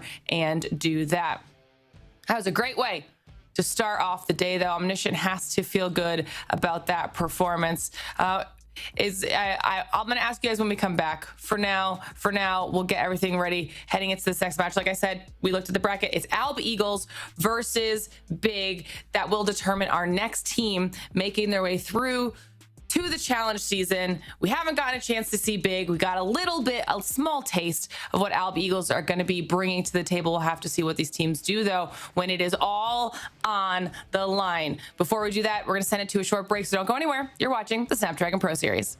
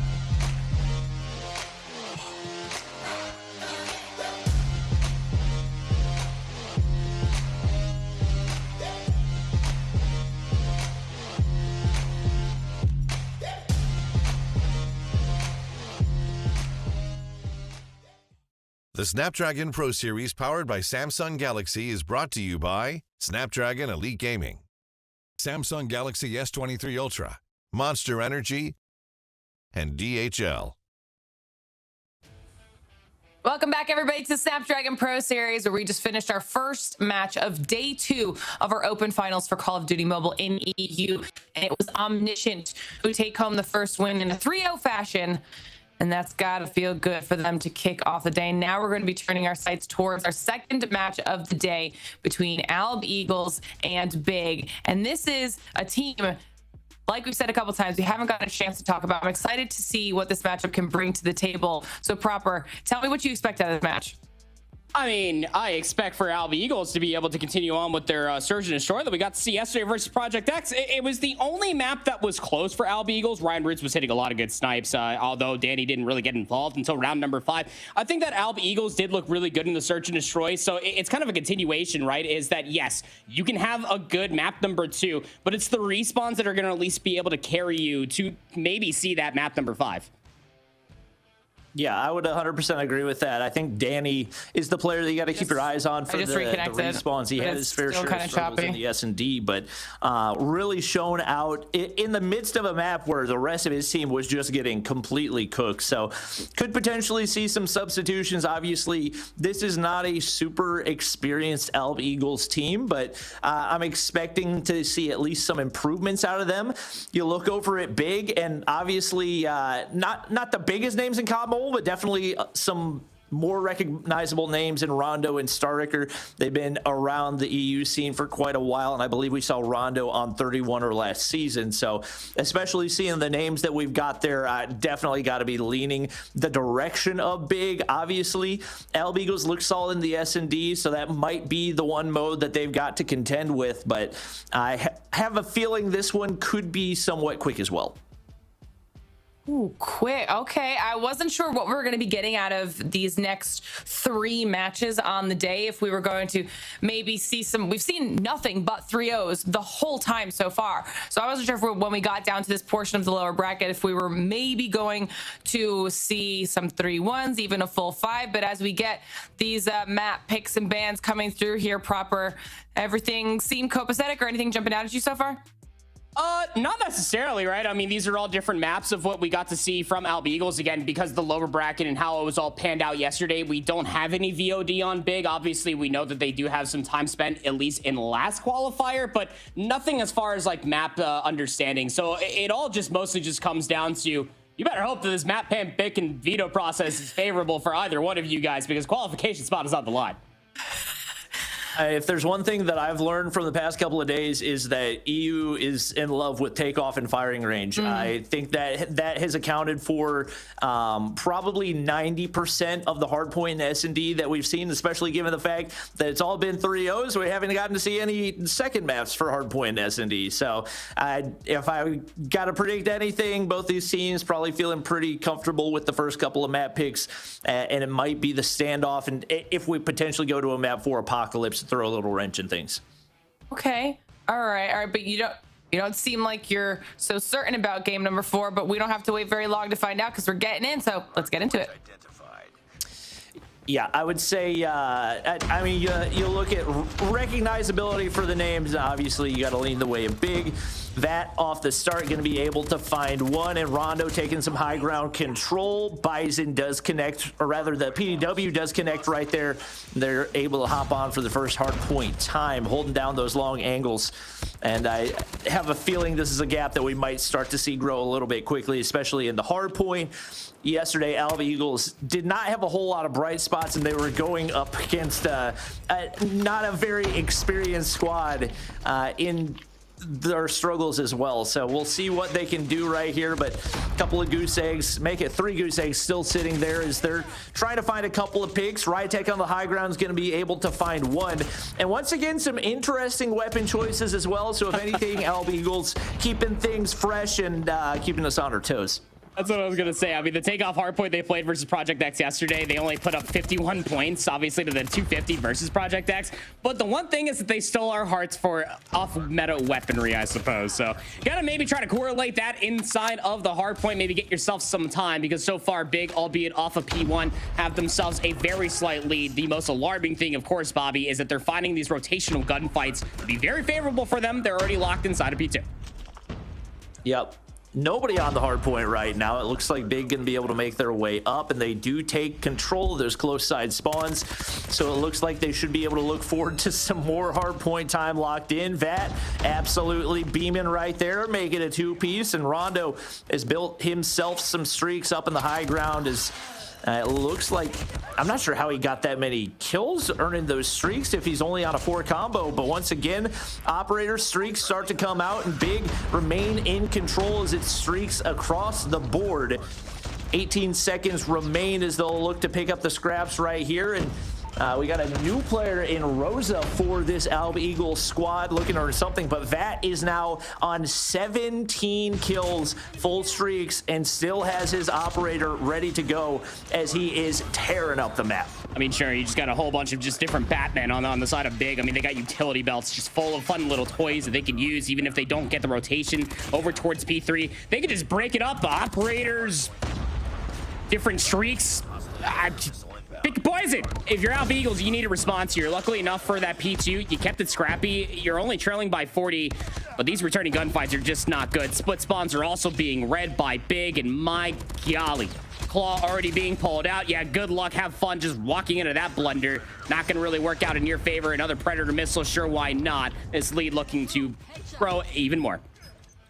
And it's just streaks on streaks on streaks for Big right now. They're reading these spawns, and Alb Eagles are not really throwing them any new looks, just walking single file right where they're expecting them to be.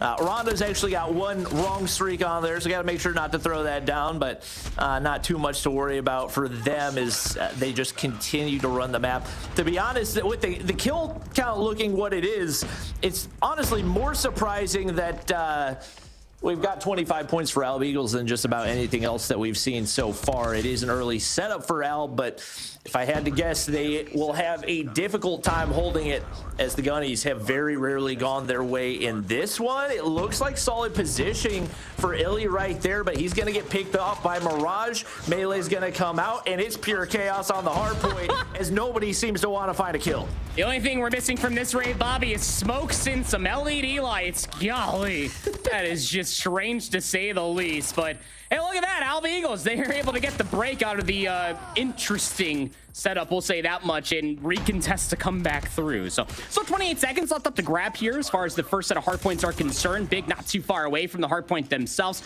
Sarker gonna be able to move their way back inside of the hardpoint as well. Has some reinforcements in tandem as well. Gravity Vortex Cannon going to keep these doors under lock. Predator missiles being called in too strong from Big. And they're gonna have about a 100-point lead, give or take, coming towards the end of the first set. Well, Vat has just continued to run the map. 30 kills on the board. Not the prettiest spray right there, but maintains the high ground position. And the kills come through once again for Big as Rondo's starting to get involved, earning himself some streaks. Only one player has made their way into double digits for Alb Eagles as the struggles continue. And Rondo hopping on the hard point is going to see one round the corner as well. Control has been earned for Big, and they look to make their way towards Hop Stadium as well. Big gunfight on the inside right there, going the way of Alb Eagles, and Mirage maybe hoping the spectator hadn't hopped his way for that POV, but teammate's going to be able to do the damage, and Vat continues to turn and burn. 35 kills. We're about to go over towards P2 for the second time. Sure. 30 kills as well there for Saka. I mean, this is just a blender. Golly, this is it ain't pretty, man. I'll tell you how much. Alb Eagles, I mean, they are just really struggling just to at least get their talons off the floor and just maybe try to get themselves inside the hard point. All that said, I mean, they do have a couple players close over towards P2. Look, I'm trying to be optimistic, Alb Eagles. We gotta win some of these trades and try to get some hard point time. Honestly, it's a miracle that they've got 39 points at this point. They're trying any weapon they can think of. Illy's going to go ahead and pull the Koshka back out. Purifier is in play for Rondo, and full streaks have been earned once again. One player left to deal with. Make it 2 up in the top side of the hard point. Is shut down, and it almost seems like they're playing TDM at this point. Vat's on 38 already, and these guys are just having fun with it. He's going to continue to push out. They still can't manage to find a trade, and why not give him a major assist right there, drop those streaks, and continue to farm. I mean, woof. What are we talking about out here? This is disgusting. We're about to be up to 200 points for Big, going in towards rotation 4P3. You already got players already on rotation trying to isolate a lot of these plays, and that's actually going to be forcing Alb Eagles to more or less spawn inside of P4 and still on the backside of P2, and that's exactly where Starbaker's currently chilling with the 50 GS. Yes, sure, why not? Finally giving out that trade. We'll spawn closer over towards that upcoming hard point. Rondo's still over here, by the way. Needs to get traded out. Buys enough time for reinforcements to come through. Gets another Predator missile. It's a clean kill feed. Big looking to close it out here. Yep, and P3 honestly looked like their strongest hard point last time around. Mirage looking to set up that same spawn trap with the claw once again. Maybe gets a little bit over ear, but he can see them spawning in. Oh, what a nasty spot right there as that happens. Spawns to the backside, go the way of Alb Eagles, so they're going to be able to stay alive and more than likely force a rotation on over to P4. Unless maybe we get a god take for Big, but that extra second will secure at least one more P4 for this Alb Eagles squad. Starraker farming some kills, but it's not going to be enough to make their way into the hard point. Frenzy earns a couple with the Sparrow in hand, and Alb Eagles with some signs of life here.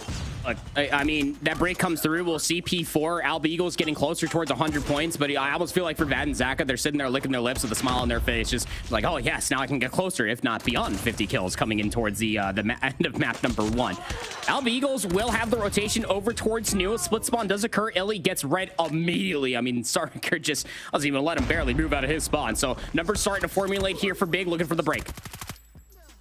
Vat trying to hold him back in spawn. Gonna make the read right there. Picks up one. Seeing if he can find a couple more. Starraker pushes on through, but the Deagle no match for the Purifier. Rondo a little bit shaky on the shots, but Zaka's gonna be there for the trade. They finally get control of the hard point, and reinforcements arrive nonetheless.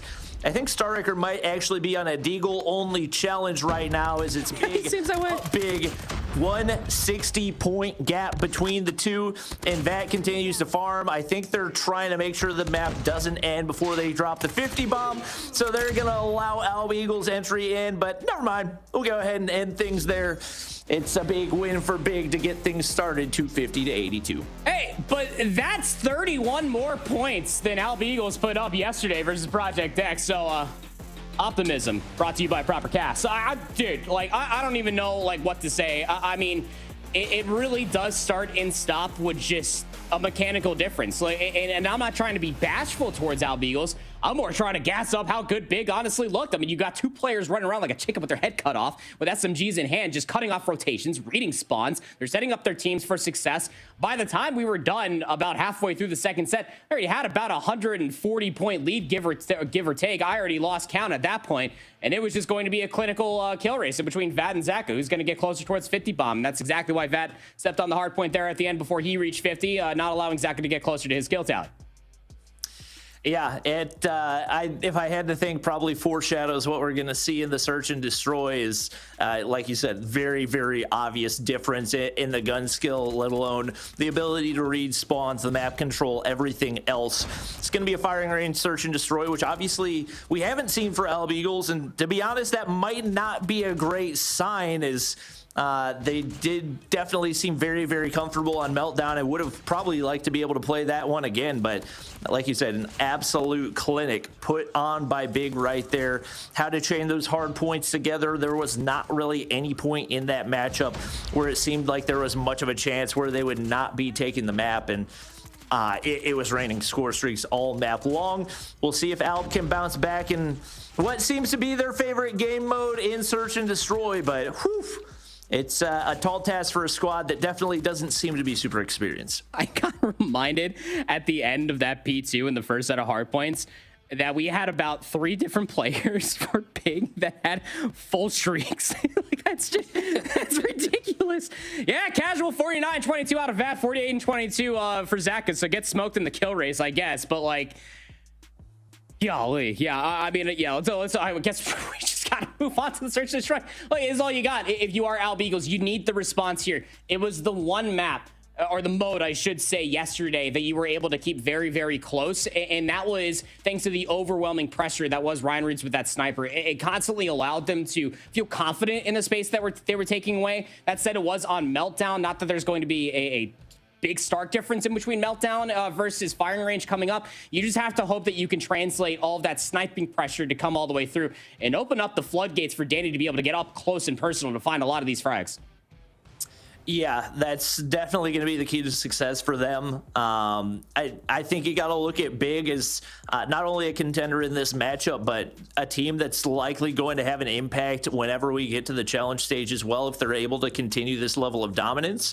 Definitely talent across the board, and maybe an opportunity for us to see some EU talent that we didn't get to see last challenge season. That's one of the beauties of a 128 team bracket, is everybody gets a chance if you're really that good, because everybody's like, oh, these guys aren't that good whenever they're watching a tournament. I could be better than these guys. Like, you get a chance. That's the beauty of COD Mobile. Every major tournament, you have the opportunity to prove that you can keep up with the best of the best, and that's what this big squad is doing right here. So we'll see what they bring out. I see an MK2, I believe, from Mirage. Definitely seems to be a fan of the off-meta crossbow in hand as well. So I've got a feeling things are going to get nice and crazy here in the firing range search and destroy. Offense to start things off, at least for Alb Eagles. I mean, gonna be at least looking for a couple of these kills, but hey, we got a really good lesson in our last series as far as firing range is concerned. What happens when you leave the middle of that map open, Bobby? Typically, you're going to see a player run through it. Yep, and that's exactly what happens. Frenzy in a 1v3 right here. Trying to clutch up for the squad, but it looks like the collapse is underway. Boxing gloves are out, and maybe a little bit of trolling to be had, but it might backfire right there as 3 drop. Okay. Unfortunately for him, Mirage is going to pop around the corner, MK2 in hand, and he'll shut things down right there as Big take round 1. A little bit too close than they wanted, but a little bit of fun nonetheless. What's going to be the response from Alb Eagles this time around? Kind of be splitting their affairs. Thought that they were going to go over towards B. Some players watching the flank over towards A. That's going to be almost the same call here. 4 players strong, starting to work their way through jungle to maybe try to look at this B bomb site. Well, Starraker getting unorthodox with the KSP in hand. Zaka aggressive toward bathrooms. Another shutdown. Mirage does not see the player slide underneath right there, but Rondo picks up 2 and leaves it all down to Frenzy once again. The crossbows come out, makes his way across the map, trying to clear some of these angles and seeing if he can finesse a 1v4 out of this situation. But the longer he takes, the quicker Big are going to make this rotation back toward the A side. Now coming through trailer, seeming like it's probably only a matter of time, but he shuts down 2. And once again, an opportunity for him to go big. Never mind. You know, but I gotta appreciate the optimism out of your Bobby. I mean, like, look, I had it in the map number 1. It kind of got squelched almost immediately through the second set. We gotta kind of have it here in the map number 2. The chances were there. Obviously, some good trades to at least bring it back to a 1v2, but nonetheless, Alb Eagles still searching for what might feel right. This time, they're taking their virtues. 5 players strong over towards A. All right. Well, Mirage actually picking up the crossbow kill right there. So once again, unorthodox plays. Starraker on the inside of trailer. Not going to be able to take him off the heady right there. He's forced back. And Alb Eagles actually get control of the A site right here as 2 players are shut down for Big. An opportunity for them to find a round. Frenzy getting real psycho right there. He's going to get shut down. And now Starraker looking for that final kill. It's a 1v2 opportunity, but Psycho comes out on top, and Alb Eagles find themselves their first round of the firing range. Okay, so the A execute does work. At least you had some players watching the mid-map coverage, and you had snipers overwatching the push over inside of 10. That was a great execution coming through from Alb Eagles, and now they're thinking they're going to call the bluff. They're all going over towards B this time around, Bobby, but Big are very hot off the presses, already through wood, looking to pinch this. It looks like they're going to be able to take full control. One player backside toward tires. Vat comes out on top of 1 HP. Not going to be able to play his life right there. Rosa had an opportunity but doesn't read the angle properly. And all down to Psycho right here to make the play. He gets shut down. Now it's all Frenzy, and Mirage comes through with the MK2 once again. Not missing too many of those shots. Easy to fuse for Big as they extend the lead out to 2. And that's just really good recognition of what was going down, right? If you are Big, you send those 2 players to the middle of the map, not even looked at. No bullets were coming their way. They get inside a wood. If you're Vat, you go 1 for 1, and you just play the retake off of the numbers. That was a great execution for retake coming through from Big, not allowing Alp Eagles to be able to get a full coverage and set up post plant there at B. So back to the split push coming through here for Alp Eagles. What is going to be round number 5. Chopper in hands, just trying to spray through almost everything. Considering its firing range, everything is basically paper mache. Still, all 10 players were previously up, but 2 are immediately fall for Alp Eagles. Number 2 for Big. And if you're Alp Eagles, you'll take the information, but unfortunately, Vat's going to be able to get aggressive on the backside. Zaka forcing toward bathrooms and seeming like only a matter of time right here. Some body shots as Rondo picks up the final kill there. And Big, once again, extend the lead as Alb not finding that same success that they saw in the search and destroy yesterday. Obviously, Roots is having himself a good map once again, 6 kills on the board, but the rest of the squad struggling. Pontex, Rosa not able to keep up.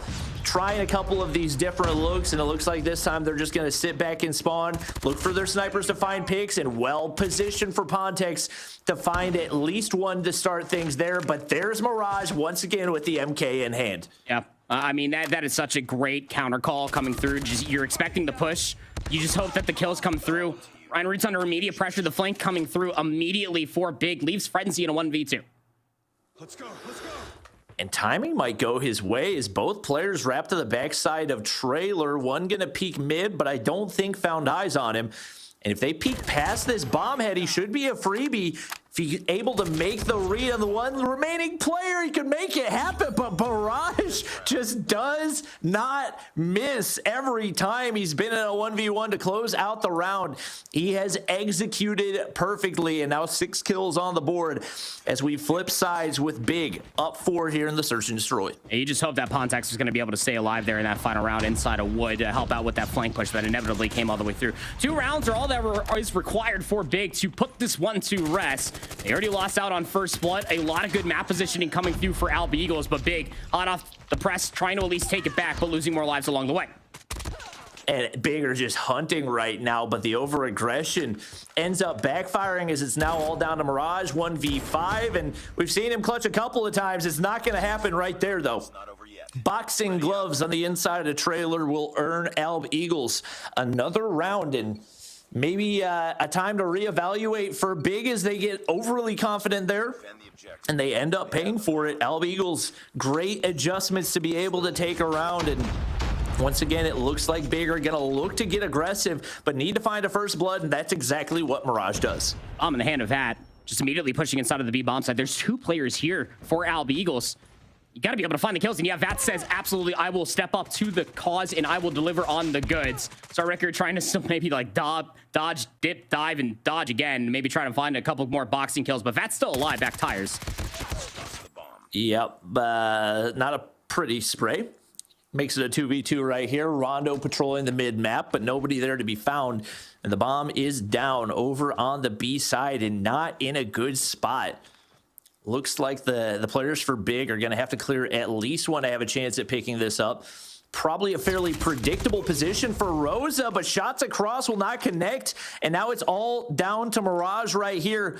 Got a crossbow and an MK2 to see what he can do, but not going to have eyes on either player. Crossbow connects, but does not have time to make the turn with the MK. And now back-to-back rounds going through for Alp Eagles. Yeah, great choice and decision-making come through from Alp Eagles. Like, it was just that opening round, right? So you want to at least split your defense, but they send that extra player over towards that B bomb side, and it works out wonderfully. Vat did find 2, but the response was that much better coming through from Psycho playing onto the backside of tires. So now another change coming through from Big. 5 players strong, rushing towards A. Nice and aggressive as Mirage opens things up, but they lose 1 player in the process. And Not even sure what that angle is that he's trying to hit shots through. Won't be able to connect. Will Zaka read the player? Sandbags, he does. Beautiful spray. Starraker finds one for himself as well. And now all down to the 2 remaining players. Psycho's going to be able to find one. He's been crucial for this Alb Eagles squad. And a nice wrap by Frenzy right here as he makes his way onto the bomb site. He's going to get red, but finds the kill anyway. Nobody flanking the backside. And unfortunately for him, the information is not there as Big find the round and are now on map point. I mean, the intentions were pure coming through from Frenzy. I mean, a tall ask in a 1v3, had to try to turn it, expecting them to be up there at the training dummies, but everybody was just having a little party inside a 10. Map point coming through for Big. They finally stopped almost playing with their food, you'd feel. A nice execution over towards A. Mid-map coverage already. Zaka has already pushed all the way up in towards the enemy spawn. Ooh, and Zaka doesn't read Frenzy, but able to get one before he's traded out. Mirage makes the read right there, and the double quick scope with the MK manages to connect. Rondo gonna make sure to clear out top 10, and now a little bit more clinical gameplay out of this Big squad. Psycho's gonna be able to find one, but can't find the second as Big close out the round, and once again managed to take even more of a lead here with only potentially 1 map remaining. I mean, it's a fun search and destroy, but maybe for all the wrong reasons, honestly. I mean, through a lot of those opening rounds, you saw a lot of quick B executes coming through from Alb Eagles. Wasn't really working out for them. The reason being is because, hey, firing range wasn't built yesterday. You leave the middle of the map open and you can't at least hold the flank. These replays will show just that. You're going to get a lot of players from Big just rushing straight in towards that pinch and just absolutely denying you any sort of entrance over towards B. And shoot, even when they got inside of the B bomb site, when they got that plant, they were so hesitant on what still needed to be cleared that they had no idea how to set up a post plant. And those 4 players that were still alive from Big just retook that bomb site almost within about like 3.5 seconds as it ended up going down. So a lot of responses, sure, coming through from Alb Eagles. Those 2 rounds on defense were quite emphatic. I don't know how much you could put stock into it, considering that Big were almost playing with their food at certain times, Bobby. But Big, when it matters the most, when they started losing those rounds, they finally dropped all the fun, all the acts. They said, let's just execute over towards E, give ourselves a standard rollout over towards A, and it worked out quite wonderfully. And unfortunately for Alb Eagles, respawns have not been a strong suit for them, and we head into a control map that can get very one-sided very, very quickly, especially with it being standoff. So they're going to have to be on their, I don't think it can be A game. It's got to be like their S plus game. I don't even know what to call it. It's a type of game that we have not seen out of them so far. And for Big, all you really have to do is play your game and trust in your gunny. I don't even know that you necessarily have to play this tactically, given what we saw in the hard point, but also you can't get overly confident. That's something that we've seen backfire for teams, and I'm curious to see if maybe they lock things in and just go for an immediate win, not giving up any additional rounds, because sometimes if we see these teams get overly confident, you give away rounds and you let the scoreboard not necessarily reflect how dominant you've been. Yeah, and I think that is really important for teams that are down here in the lower bracket. Look, if it is a mismatch, you want to try to win it as dominant as possible. That's the statement that you need to have for yourself. Look, if you're going to make it to the next stage here in SPS Season 4, you better hope that you showcase your talents and abilities the best way possible, because when you start opening up the floodgates to all of your mistakes, albeit maybe they are forced or maybe they are actual mistakes, that gives the teams all the way up the top and be able to learn from those mistakes and absolutely deny you any sort of rounds, let alone maps. So I think when you're loading into the standoff control, looking at it from Big's perspective, you're absolutely right. You need this to be emphatic. That said, I wouldn't necessarily deny the fun and kill races that we had from the takeoff hard point. Only time will tell. All right, it's going to be Big on the defensive side to get things started. That's definitely where you'd like to be when it comes to standoff. Frenzy not able to connect as Mirage finds the early shutdown. Rosa doesn't even find the trigger button before getting dropped right there. And it looks like Alb Eagles are going to be forced back into their spawn instantaneously off the start of this one. Panicking for a way out. Vat's going to be able to pick up another, and they do manage to find a couple right there as Pontex comes out on top. So a solid response from Alb Eagles to get things started, but they're going to need to push out for some more map control toward that gas station side. Fortunately, Frenzy's going to be there to pick up one along with Rosa. Top of the scoreboard, of course, is Flip, but we already know that Vat is playing for Big, and Ryan Roots is going to be on Alb Eagles, and that life lead quickly gets dwindled down to at least maybe 2. You got players over towards that B zone, at least thus far, maybe trying to get themselves a little bit further forward, maybe trying to get themselves a couple segments of progression. But I mean, just when you feel like you have some semblance of map control, you get bamboozled and you're back to spawning behind grandmas.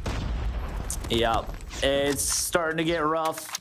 Definitely solid start for them to be able to keep things even, but it looks like Big have been able to make those adjustments, and now getting pushed up to their headies. They're in prime position to farm these kills, and that is exactly what they do. Up 13 lives right here. Starricker picks up another, and Alb Eagles scrambling, trying to make their way out of spawn. They drop one by one. Rosa and Frenzy, the last standing, is going to be Rondo coming out on top in that one. And it's not even going to come down to lives. They run out of time as Big take a dominant round 1. Yeah, I'll say. I mean, they still had 20 lives left. Wow.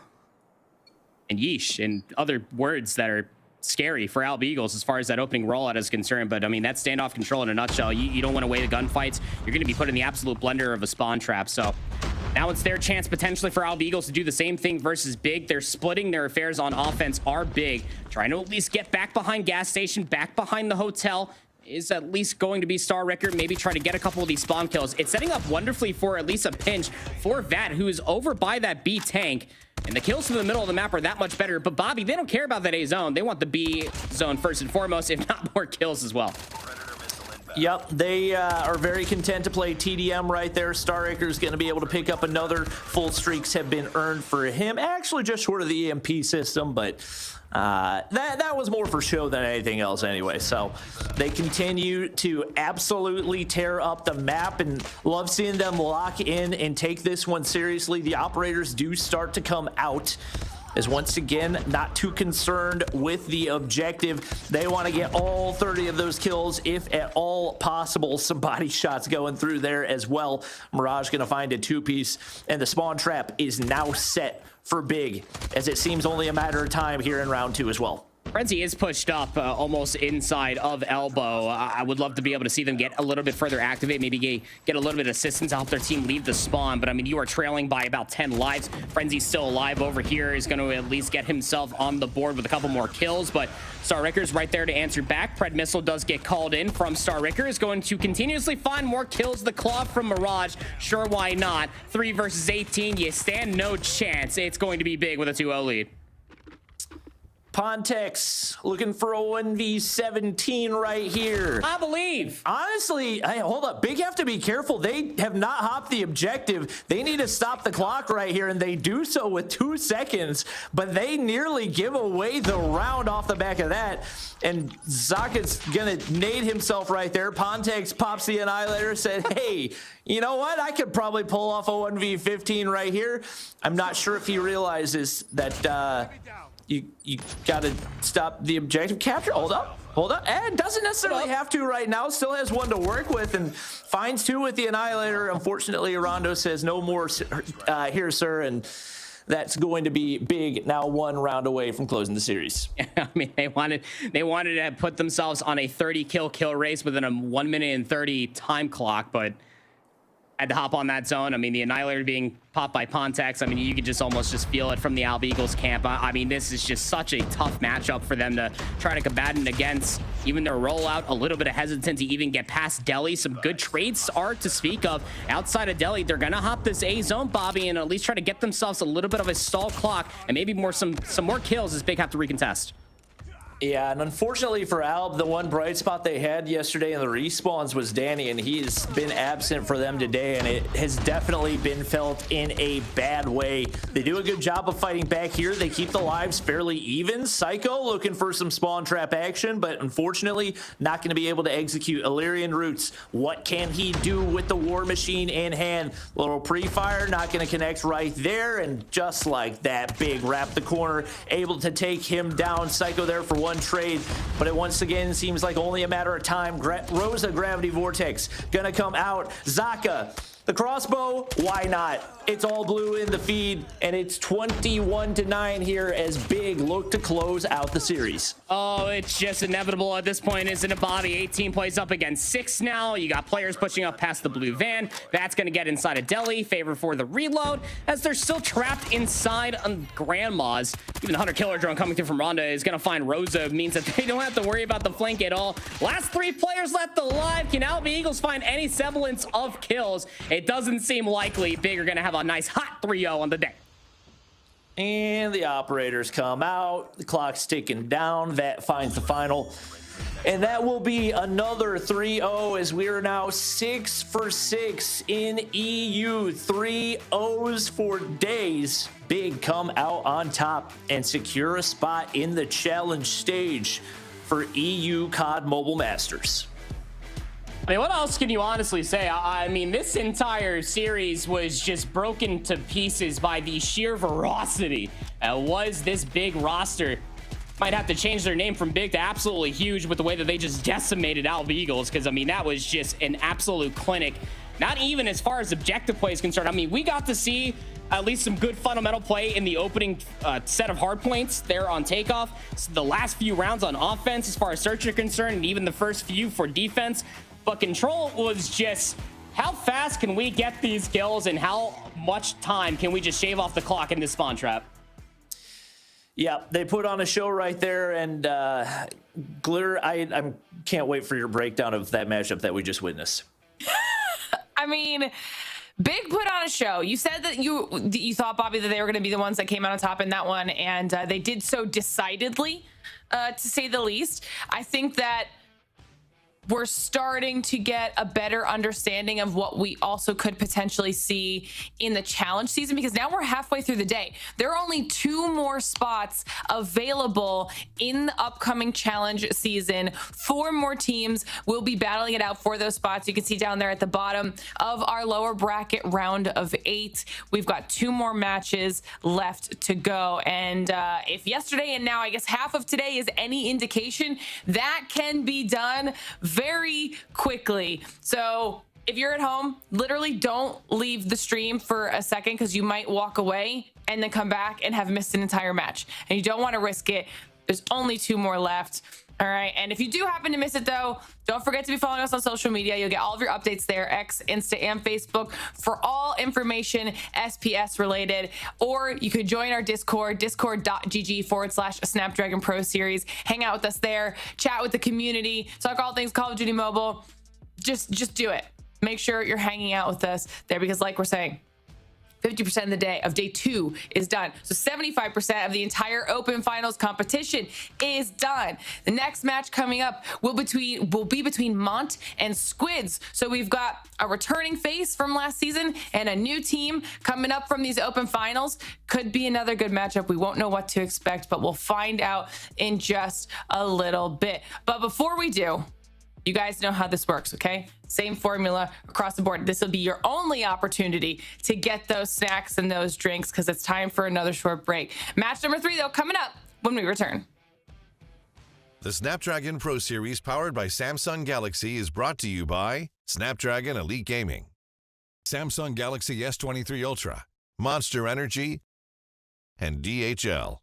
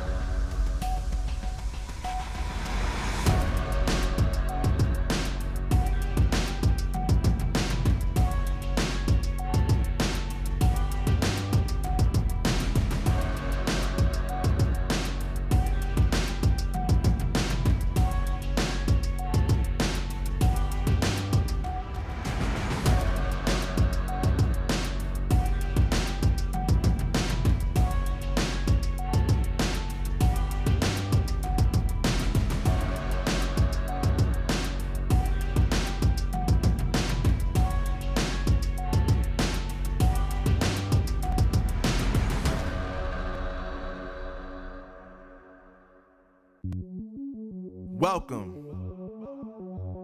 to the place where dreams come true. Where everything you want can be yours. If and only if you're willing to work for them. You're willing to hurt for them. But most of all, you're willing to be first for them. Ha! Look, I'm going straight to the top. I don't know how I would stop, like it or not. I got some goals that I'm hitting. You hear what I'm spitting? It's hot. Look what I got. Whole lot of passion and pain. The road to success is insane. Welcome to the place where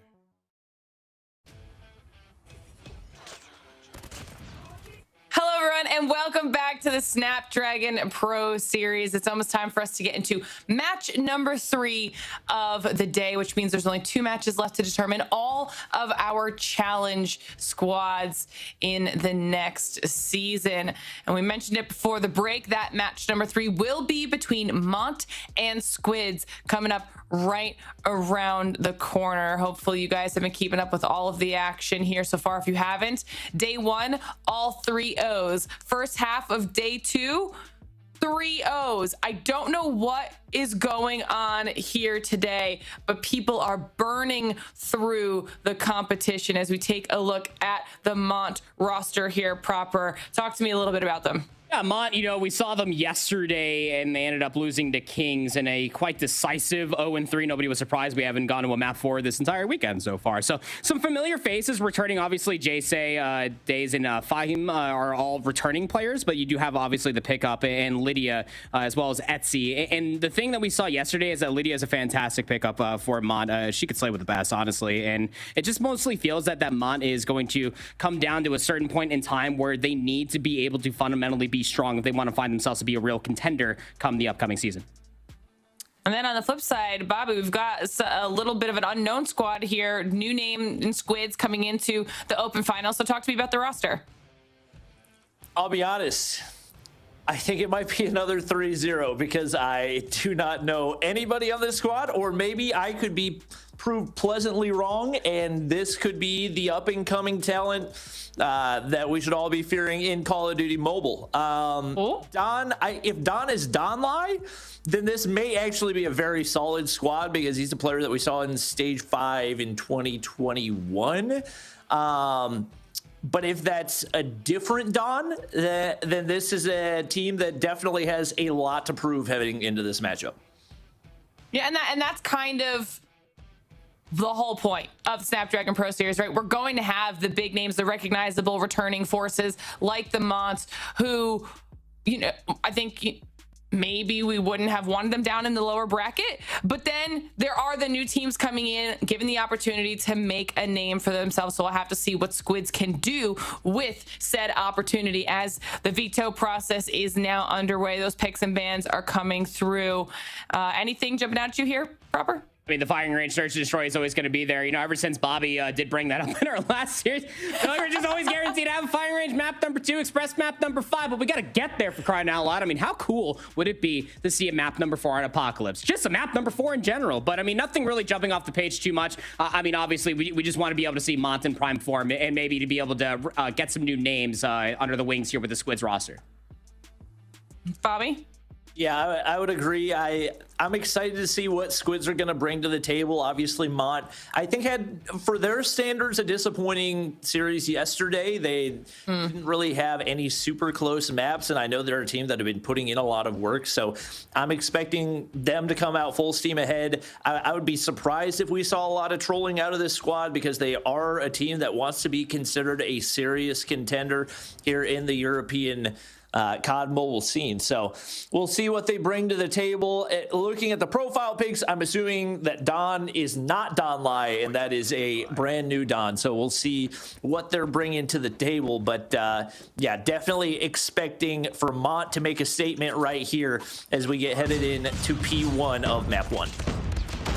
Oh, it's Arsenal, baby. I mean, the amount of times that I have spent just absolutely loving this map, I'd have to take off my socks to count that high, I'll tell you that much. But opening P1, it's very tough. It's an absolute blender. A lot of different vent ways and windows and opportunities to maybe try to upset this P1 setup. But Mont They look cozy inside here. I mean, all 5 players strong. They're reading all the different pushways from a couple different doors in and around cafeteria. Look pretty damn good, setting up 25 points strong here on P1. Based on some of the scrim clips that I've seen from this Mod squad, I've got a feeling that this was probably their map pick. It's one that they've seemed to be able to compete even up against the best in EU on. You can see it right here, 38-0 start here on map number 1, and Squids are absolutely scrambling right here, trying to find any semblance of map control, trying to find a gunfight in general. They're going to go ahead and chalk their losses and head on over toward P2. Fahim finds 1 before getting traded out, and with Etsy taking the high ground control right here, it is going to be very tough for anyone to make their way on in for this Squid squad before they take out that position. Rotation over towards P2. You can see it right here on your screen. Mont, we were already talking about, going to have that rotation over towards New. The setup very good in and around top flat, having to give it up for at least for the time being. A real good opportunity did start to present itself, at least for player as Squids. The flank might still try to come all the way through for Simicsy, but I mean, the setup just looking pretty damn good for Mont once again. Squids have yet to even get a single point on the board. It looked like they were finally going to be able to take that topside position and maybe find a way into the hard point, but at every turn, Mont have been able to shut them down. Lydia, 9 kills on the board already. Having quite a map right here as Daytel is going to look to cut off those rotations as well. And Etsy on a 5 spree right now, going to go ahead and head toward P3. And to be honest, Squid's doing a good job of getting this early setup. It's just a question of will they be able to hold it, and for the most part, the answer has been no to that at every time that we've seen so far. Will they find their first points on the board? Yes, they will. But losing those bottom side spawns, it's not looking like it's going to last very long. All the setup, I mean, for Squids, yes, you got the 7 points. You were there for the initial setup. They thought the push was all going to be coming past trees. They thought it was all going to be coming through from the factory side. It's simply not the case at all. It's all coming down low over by the stairs. And I mean, Mont just absolutely bamboozled Squids, who thought that they had the read. Already have operators being pulled, Claw already in the hands for 1, have a Predator missile being called in for Lydia. And just where you thought Squids might start to get some footing, it's only 7 points strong. Mont are past triple digits. Yep, and as expected, Mont are completely locked in right here. No trolling today. They want to end this one as quickly as possible and lock in their spot in Masters Challenge season. Right now, they're well on their way as they'll gladly give up 6 seconds of scrap time to Squids to go ahead and head on over toward P4. And they've already got 4 players there and ready to go. There are 200 killers in the sky just looking for a Squids player to take out. And Lydia's going to lock down that window with the Purifier as Squids continue to scramble. 2 players with only 2 kills on the board, and they have not seen a single glimmer of hope on this map. I mean, Lydia has just essentially the entire P1 push is already locked in. Purifier starting to run out of, I guess, water. But nonetheless, it's just decimation incarnate. The rotation over towards batteries was just already so early. You already called it, just completely conceding the back scrap time there on the previous hill. This setup is so good. It's a split push that might start to manifest. You can see it already starting to come through from the ramp side. That's where the majority of Squids are coming from. But we're already down to scrap time. Even if you get these 20 seconds, Mont still have a commanding lead at the end of the first set. And finally, the operators come out for Squids. They take control of the hard point, but only 1 player there. It is going to be Veru shutting down 1 and finds, 4 seconds of scrap time before immediately Mont make their way back on, and Jay Sage just tearing through them with the kilo in hand. Daytel continues to suppress. He's earned himself an EMP system, and Mont completely locked in here on map number 1 as they are looking to make it a quick day, and no surprise, they're there on rotation early once again. Yep. Setup around P5 is looking pretty damn good. Mont already threatening to be at the 200 point mark. Squids trying to get the 20. Annihilator already pulled out for Daytel. He's swinging wide. He's got to find 3. Shut him down where they previously stood, my friend. Golly, Mont are at 200 points. It has not been pretty. 19, they're just trying to get in the 20-point club. Forget the 100-point club. Can we get into the 20-point club for Squids? Pred missile's gonna drop. EMP's still there if he wants it, but I don't know any scenario where he would possibly be taking down a score streak from the opposing team, because I would imagine the highest streak any of them have seen is probably maybe 2. I mean, what are we supposed to say, Bobby? I mean, the slays aren't there. The rotations were only there for a single hard point, and the reads just were lacking. Claw now pulled out for Fahim again. 38 kills for Daytel. I mean, it is just an absolute clinic. You feel like it's a matter of time. Fahim again showing up on the kill feed. Lydia's nade's going to take down Simixy. 250 points is inevitable at this point. Squids are looking to get put in the 20-point club, and they didn't have a single say about it. Just seeing the 248 and the guy slowly making his way through vents and then War Machine to the face. Just the cherry on top right there for Mon. But as expected, they handle business. There was zero trolling, zero memeing. This is a team that, like we said, wants to be taken seriously in the EU competitive scene, and they make a statement right there, putting Squids in the 20-point club. Doesn't get more serious than that. I mean, the only way that you can get more serious, I guess, is how'd you even allow them to get double digits? My bad. I mean, the one thing that we can walk away from this, again, the entire narrative is that Ma wants to be taken seriously, and you almost have to. It was very clinical. Their setups were absolutely pristine. When they were the first ones to the hard point, they knew exactly how to set themselves up. This is how Arsenal works. You don't fully understand where the spawns are going to be coming from, and you always have to expect them for them to be split, and you just have to be able to be in an earshot or a tradable distance from your teammates. Mott were exemplifying that time and time again. And in the break, when it came through over by the trees hardpoint, over by Jet, that is where it really became serious for Mont. They completely dissected Squid's setup that was just too far forward over by the factory side, thinking that it was going to be a trees push, but it all came through from Flowers. This is the Mont that we expect to see, and they are delivering on the goods today. Yeah, it's once again kind of similar to what we've talked about a lot of times, but it's tough to, after that map 1, draw up a narrative where there's any realistic chance for for this Squid squad to have a chance in the search and destroy. Smixy goes, what is the word for 9x? Like 5x is quintuple. What's 9x? Too much. Nuntuple? Untuple negative for Smixy, and didn't even get a second in the hard point. That's just gonna be really, really tough to bounce back from. Etsy only died 3 times. 3 nets.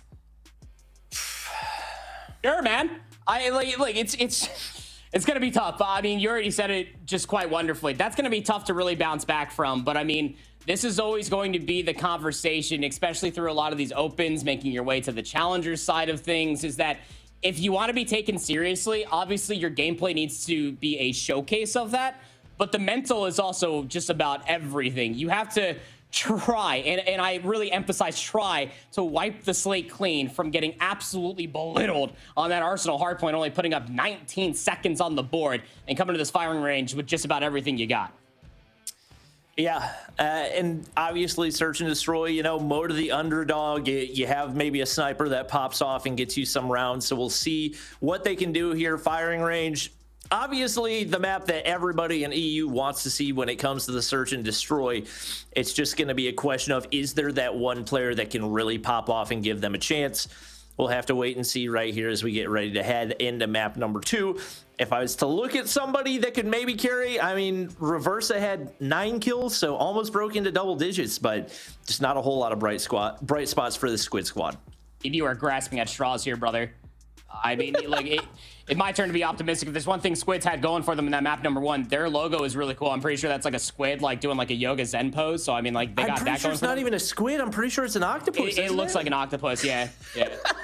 Squids have long heads, and octopus have like the bulbous head. So like, I don't really know. They might be having an identity crisis, but they got to figure out who they are coming into this firing range, search and destroy. But all of that said, I want to continue to see this fundamental dominance, if you will, from Mont coming into this firing range, right? Because they only put 2 rounds on the board when they ended up losing their match in the upper qualification match yesterday. What have they learned? If anything, can they implement that into this one? I want to see how dominant, honestly, Mont can really take this series. How many rounds are they going to give up, truly?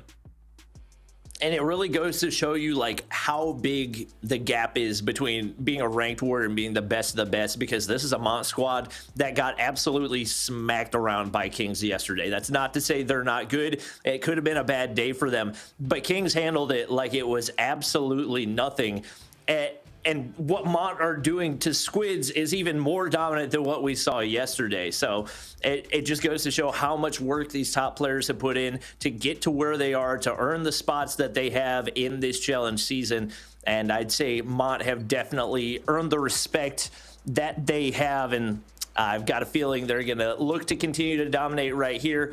Looks like a good deal of snipers coming out as they'll look to find some first bloods, but I would imagine staying aggressive on all sides of the bomb here heading into the firing range. You got a feeling, but are you hooked on it, brother? Offense first for Squids. I don't blame you at all. They're trying to bum rush their way over towards B, and you're going to see, I mean, Daytal's in a perfect spot. Solo Chow. Where's the trade? That shouldn't happen. He trows again. He finds another. Are you kidding me? It is bold of you to assume that they know what a trade is. All right, my bad, gangsters. Pretty expected. Round number one, Don's going to be able to find one, but that went about as about the way anybody would have thought it would. Looks like they're going to full send it on over toward B once again, and only one player there to defend. They said never mind. Actually, vehicle explosion from Miss Accidents right there should open up the B site, and there's not really anybody here to defend for Mont. Etsy's gonna make his way through the mid map, has an angle, but not able to land the quick scope. Fortunately for him, Jay does. And just like that, two players drop for Squids. Bomb still in hand, but it looks like they're going to try to wrap back toward the A site. They're going to be able to drop Fahim right there, but there are so many snipers in play, and they seem to all be connecting as Don is left all alone.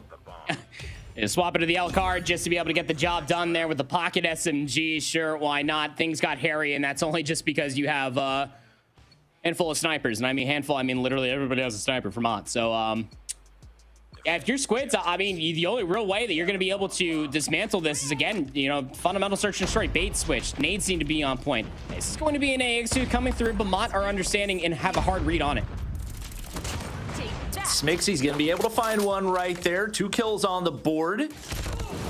Solid mid-map control is... It's going to be another, but the trades go through for Mont, and once again, they clean things up right there. Maybe a couple of bright spots as some solid reads made out of a couple of those Squids players, but still 2 players sitting on their goose eggs that are protecting them for dear life.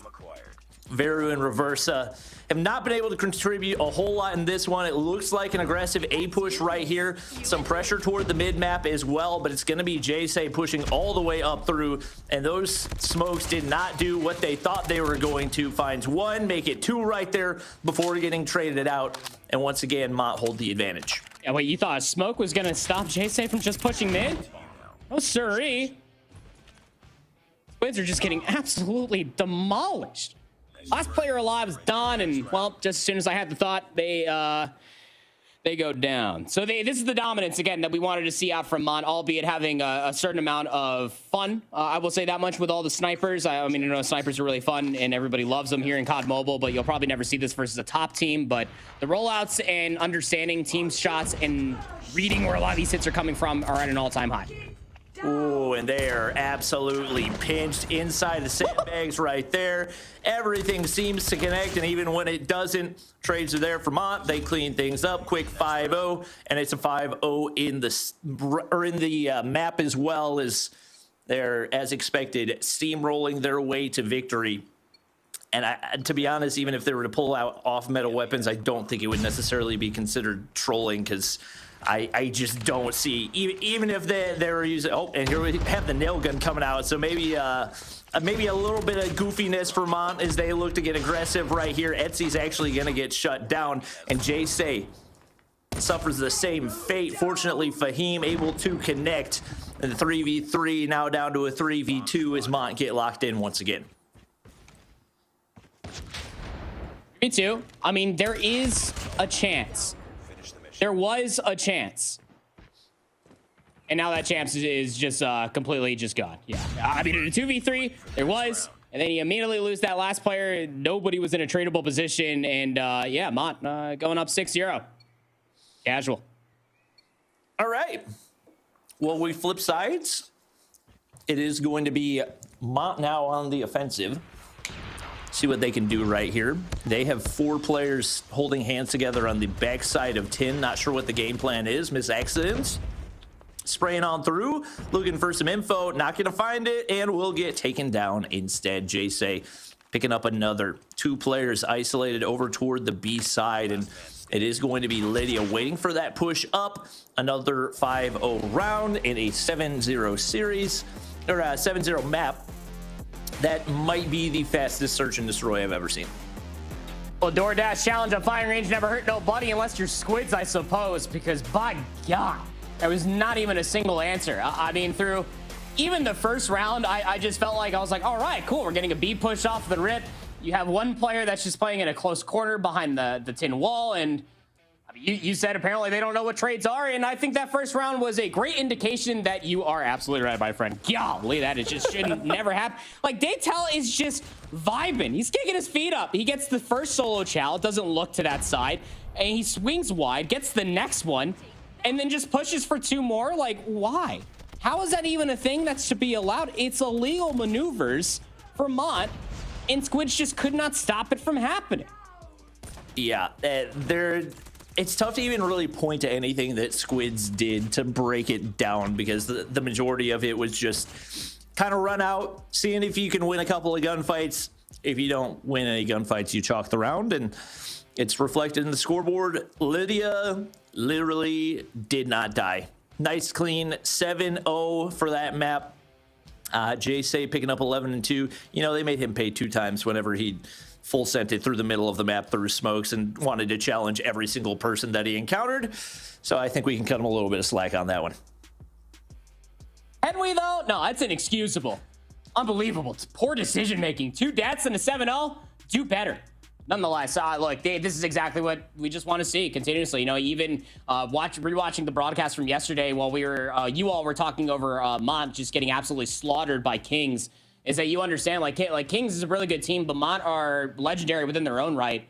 We expect them to be at this caliber, and they are delivering on all of that plus some more, right? I mean, albeit having some fun across a couple rounds there on firing range, it's how you can at least understand how they were rolling out, is that they are playing very fundamentally sound. The same thing could be said from the Arsenal hardpoint.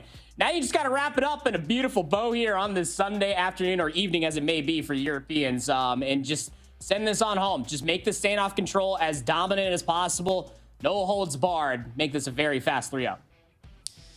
Yeah, they're looking to continue the trend in EU with the 3-0s, and there's absolutely no reason to expect it would be anything different here as this Mont squad looked to punch their ticket for the challenge season. They showed a lot of improvement throughout the last challenge season. I think a lot of people were impressed by how well they were able to match up against Kings, and obviously a little bit of a gap has grown there, but no question they have put in the work and earned the respect that they have here in Europe. So they're going to look to close things out quickly. I'm not even expecting them to TDM it. I think they're hopping the objective and seeing if they can just straight speed run this, because that's what they did in the hard point. That's what they did in the S&D. Clinical gameplay. I'm expecting the same here as well. Only time will tell.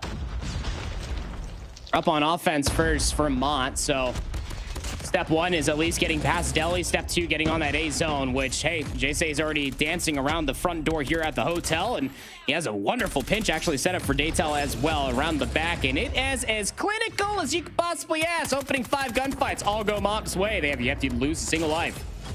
And right now, Squids are staring down the barrel of a spawn trap. They finally pick up their first kill on the map, but they are just absolutely scrambling as they are running around the Mont players instead of shooting at them. It streaks for days, 2 kills to 11 so far.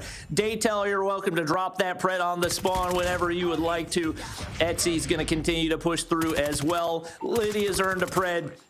the only players that aren't picking up kills, it's because their teammates aren't letting them, because the enemy is dying too quickly. 4 kills to 20 so far, and Mont are not messing around in this one. J-Say finally gonna drop as he's taken out a spawn, but once again, Mont having the absolute speed run of a lifetime.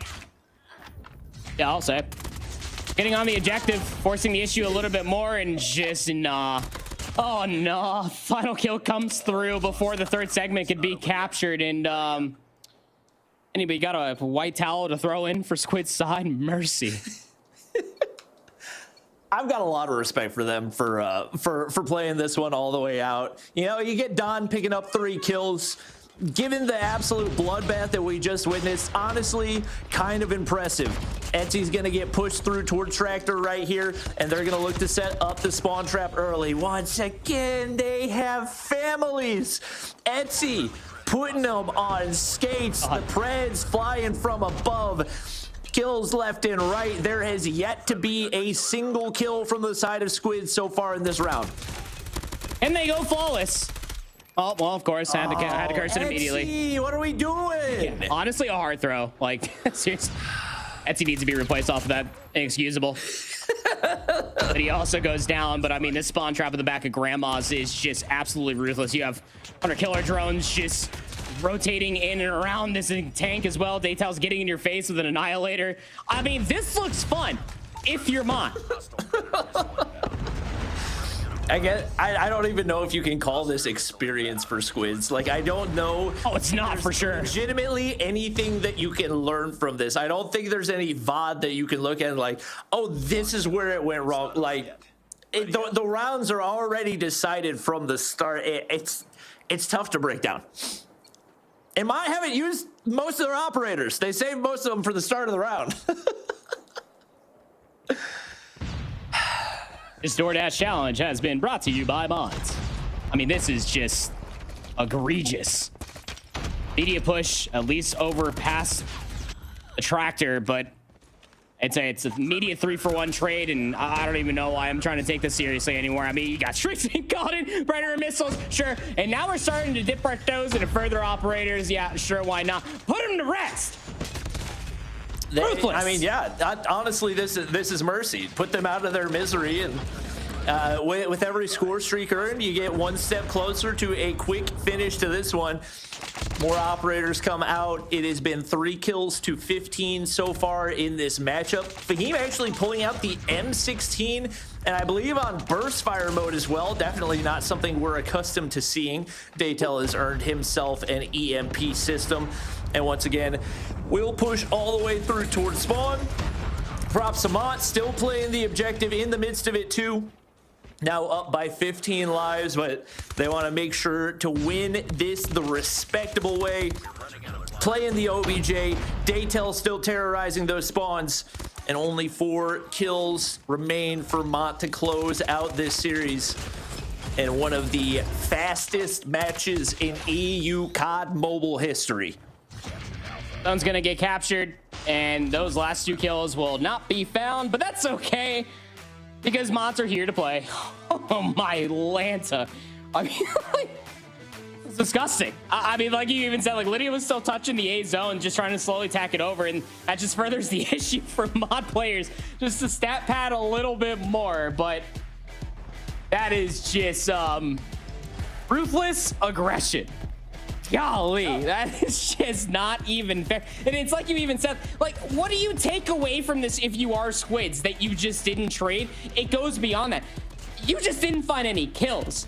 Lot were just there, just absolutely slaying you. You spawned up, you died again. The streaks were just there at the end of the first round and just were ringing on all the way through the end of the game.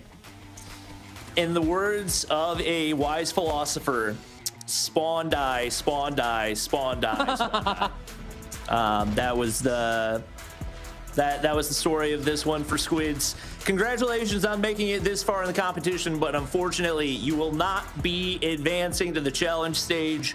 but I'm definitely excited to see what Mont are going to be able to do up against the rest of the teams that have qualified. We've absolutely got some strong competitors here in EU. They may not have had the toughest competition on their way into the challenge stage, but I have faith that these guys are really going to show up once they're going up against the best of the best. Whew. I mean, single-digit kills on one side, and yeah. What do you honestly you want to talk about? Daytel died twice. Like, come on, bro. KD. That's honest. KD. That's quite a stat line for Daytel. Sure. You know, on the positive side, it's a learning experience for a lot of these teams that are clearly newer to the competitive side of Call of Duty Mobile, and maybe gives them something to aspire to next season. Okay, there are more opportunities abound for next season, however, not for this upcoming season, as there's only one more spot left up for grabs in this upcoming challenge season between RM and Revenge. Which team will take home that last spot? We will find out in just a short moment. We'll take a look back at the bracket for one visual refresher on where things stand. Obviously, our top 4 teams in that upper bracket were finished yesterday, and we've gotten through 3 more 3-0s today to get 3 more teams on the board. Omniscient, Big, and Mont making their way through, getting those challenge spots, and it's all down to the last match of the day. I, at this point, couldn't really call anything. I have no idea how things are going to play out. It might be another 3-0. I don't even know. I'm not even sure if Bobby or Proper know, because this last one, we haven't gotten to see Revenge. We only got to see RM once. They're down in the lower bracket. This could be anybody's game.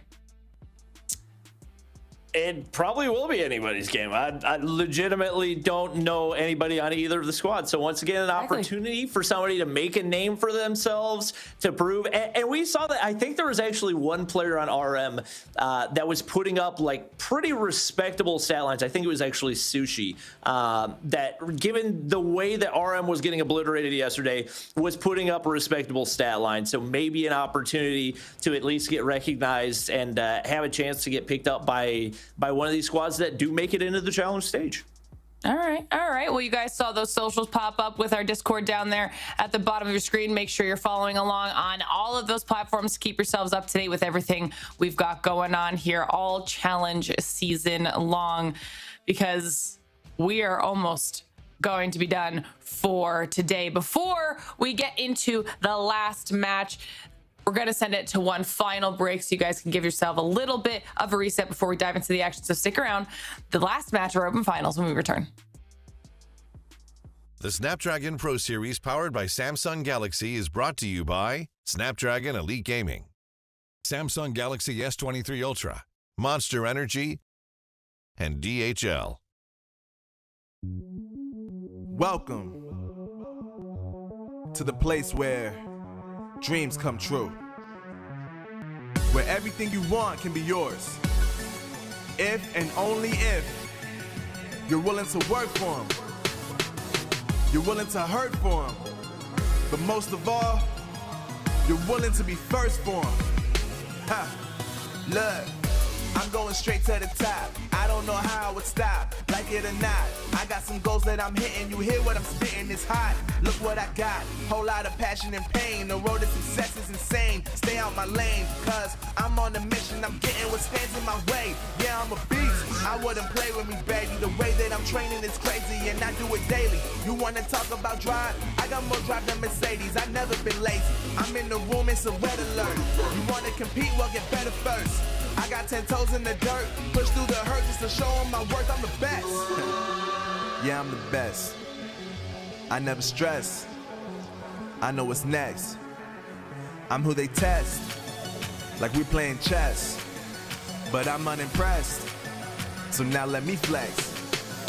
Yeah, I'ma work through the struggle and hurt, cause I know my worth, and I gotta be first. Yeah, I gotta be first. Look, I don't want anyone's sympathy. I understand what it's meant for me. I give my focus and energy. If it's meant to be, then it's meant to be. But mentally, I'm undefeated. They hear that and say I'm conceited. Like there's no reason. Like I don't beat them and come back again just to teach them that when you work under pressure, you reach higher measures. They'll try and bring you down, but you cannot let them, and only get better and focus on cheddar. Eye on the prize and you'll become a legend. Like, when I'm in the room, it's a red alert. You wanna compete, well, get better first. I got 10 toes in the dirt. Push through the hurt just to show them my work. I'm the best. Yeah, I'm the best. I never stress. I know what's next. I'm who they test. Like we playing chess. But I'm unimpressed. So now let me flex. Yeah, I'ma work through the struggle and hurt. Cause I know my worth. And I gotta be first. Yeah, I gotta be first. They don't know what's gotten into me. How'd I turn pain into energy? Through all the struggle and hurt, remember my worth, and that's why I gotta be first.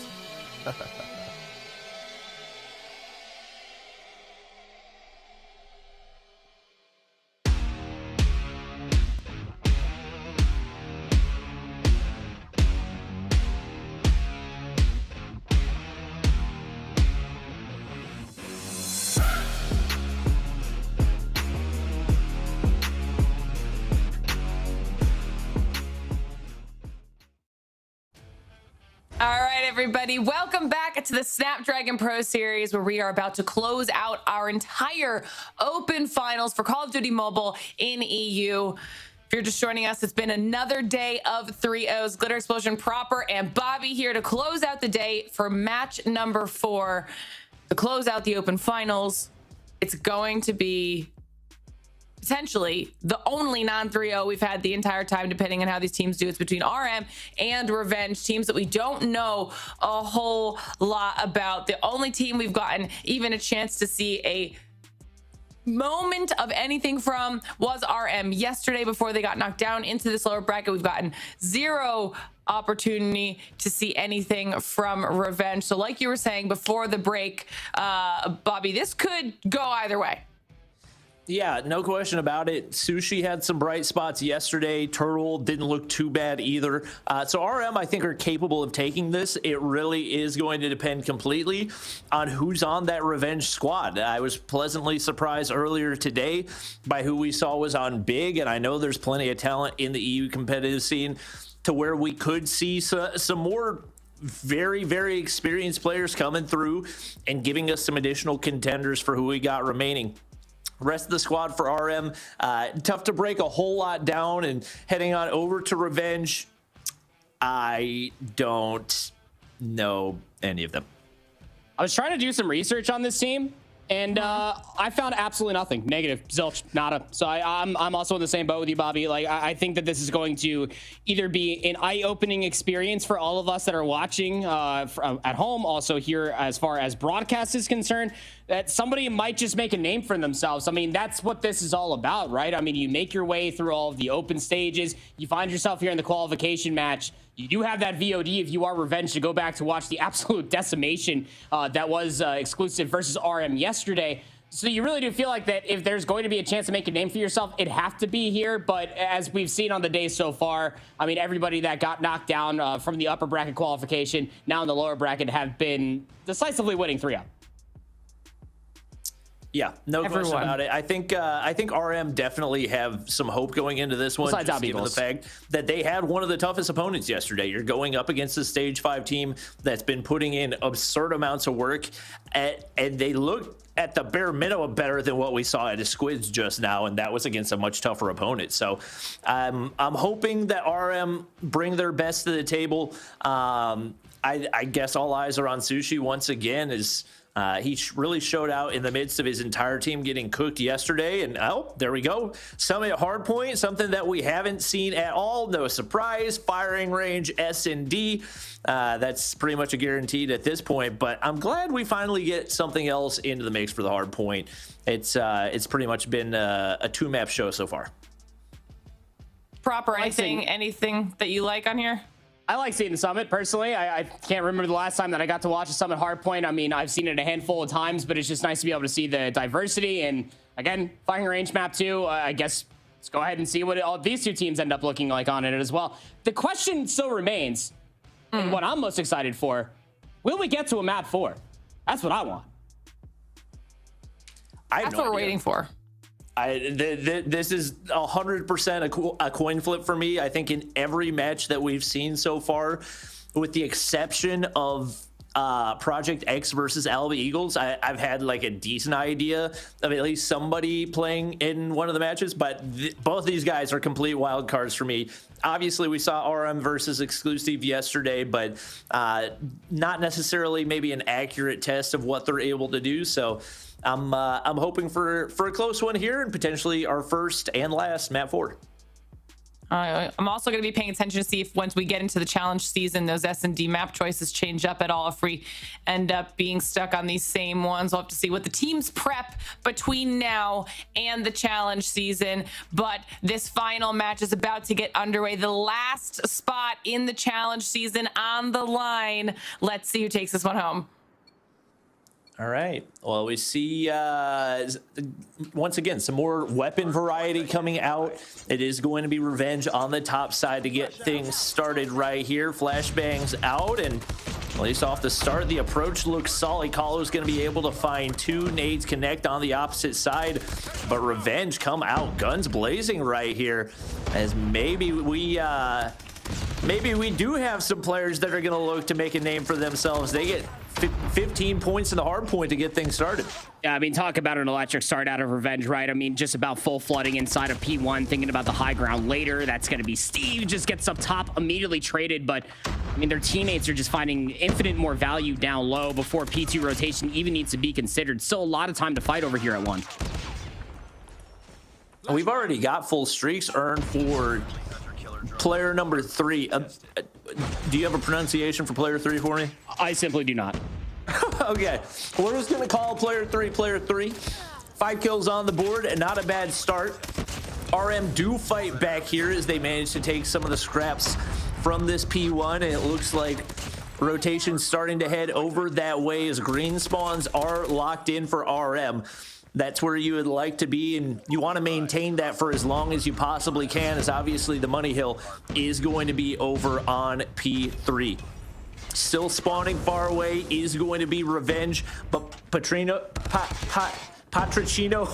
I'm gonna call him Pat, is able to make his way in toward the hard point. I'm just not gonna be able to say that quickly on a consistent basis, so I'm gonna set myself up for success and call him Pat for the rest of the match. That's fair. I opened up the sheet and just to confirm that Ara is player number 3, so we can all come to terms on how we're supposed to pronounce that. So yeah, good back and forth so far, being able to at least keep P2 and P1 contested. 20 seconds left. Turtle around the barrel's going to be able to at least find himself a few more kills, but these trades are just about everything. We're about to be waltzing in over towards our first money hill here at P3. And Revenge have that set up over toward green right here. Kahlo's looking to push in, but not going to see the player on the inside. Switch, big gunfight right there. Looks like RM going to try to push for that backside spawn break, and they win the bulk of the gunfights. 0 seconds. The hard point has just now popped, and RM have already broken. And this could be where we start to see this match get a little bit out of hand for Revenge. That's not something you can afford to happen that early on. Shots do not connect initially for the R9 right there, but regardless, RM staying in the hard point. Nice double kill for Turtle right there, and now the score streaks and operators start to come through. It honestly needs to be said about how difficult it is to be able to find that timing and precision for RM to be able to get behind green, break up the spawns, and then immediately flip this P3 back on its head. I mean, Revenge had everything. They had the setup, they had the close spawns, but RM just absolutely demolished it. And now they're going to be at 100 points plus a little bit of extra before we take a look at the rotation over towards P4. Already have players on the rotation, trying to at least set themselves up on a pinch. They break that 50-yard line here, Bobby, and that actually forces Pat to spawn all the way in, essentially 4-3. The spawns have broken up entirely. RM have flipped the map. Numbers might be favorable as far as the map are concerned, but Revenge has so much to do to try to maintain presence on this upcoming hill. And that's huge for Revenge to be able to take out the Annihilator right there. They get players on the hard point as well. Turtle looking to contest from above, and it's going to be Kahlo finding the frags to be able to push on in. Etudes pushing out spawns, able to find those crucial frags. Kahlo sits back, reload right here. One player left to contest. That's going to be Steve finding the frag, but he's got an R9 on the inside of the hard point to deal with, and that is no easy task. Operators continue to come out. Turtle not going to be able to hold the line, and Revenge will be able to break on in. Definitely some must-have time, as it looks like this match is starting to slip out of control a little bit. Yeah, just a little bit. I mean, we're over a hard point differential in between RM and Revenge again, where Revenge, much like how P3 they were set up initially, they almost had a very similar alert going in towards P4, but RM just continue to surprise me as far as their understanding on where they need to be with a certain amount of time left on the old hard point. And they broke up P4 so quickly, flipping the map when they did. Man, they have just about under a 100-point difference going in towards the second set here, Bobby. Back to P1 in the blender around PCs. We'll have to see Revenge have an answer for what the outcome was at the end of the first set. And it seemed like RM needed to kind of get their bearings, get in a little bit of rhythm for that first set of rotations. But once they got locked in, they have not held back one bit.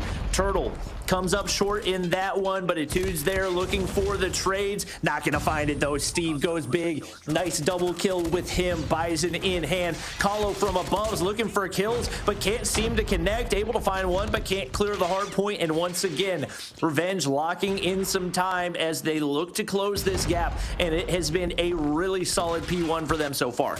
And P1 was also good for them in the first set as well, so I can't necessarily say I'm surprised as far as how well they do as far as the mixiness that is in this very open P1. But the rotation over towards P2 needs to be a good one for Revenge. That's where things started to spiral marginally out of control. And RM really took a firm grasp as far as the first set is concerned. Last few seconds are going to be soaked up here for Revenge, up at 83 points now, just slowly chipping away at that lead as P2 is about to pop. But you can see it right here from the overhead camera. Currently, Revenge are set up inside the hard point, but the initial gunfights are not going their way.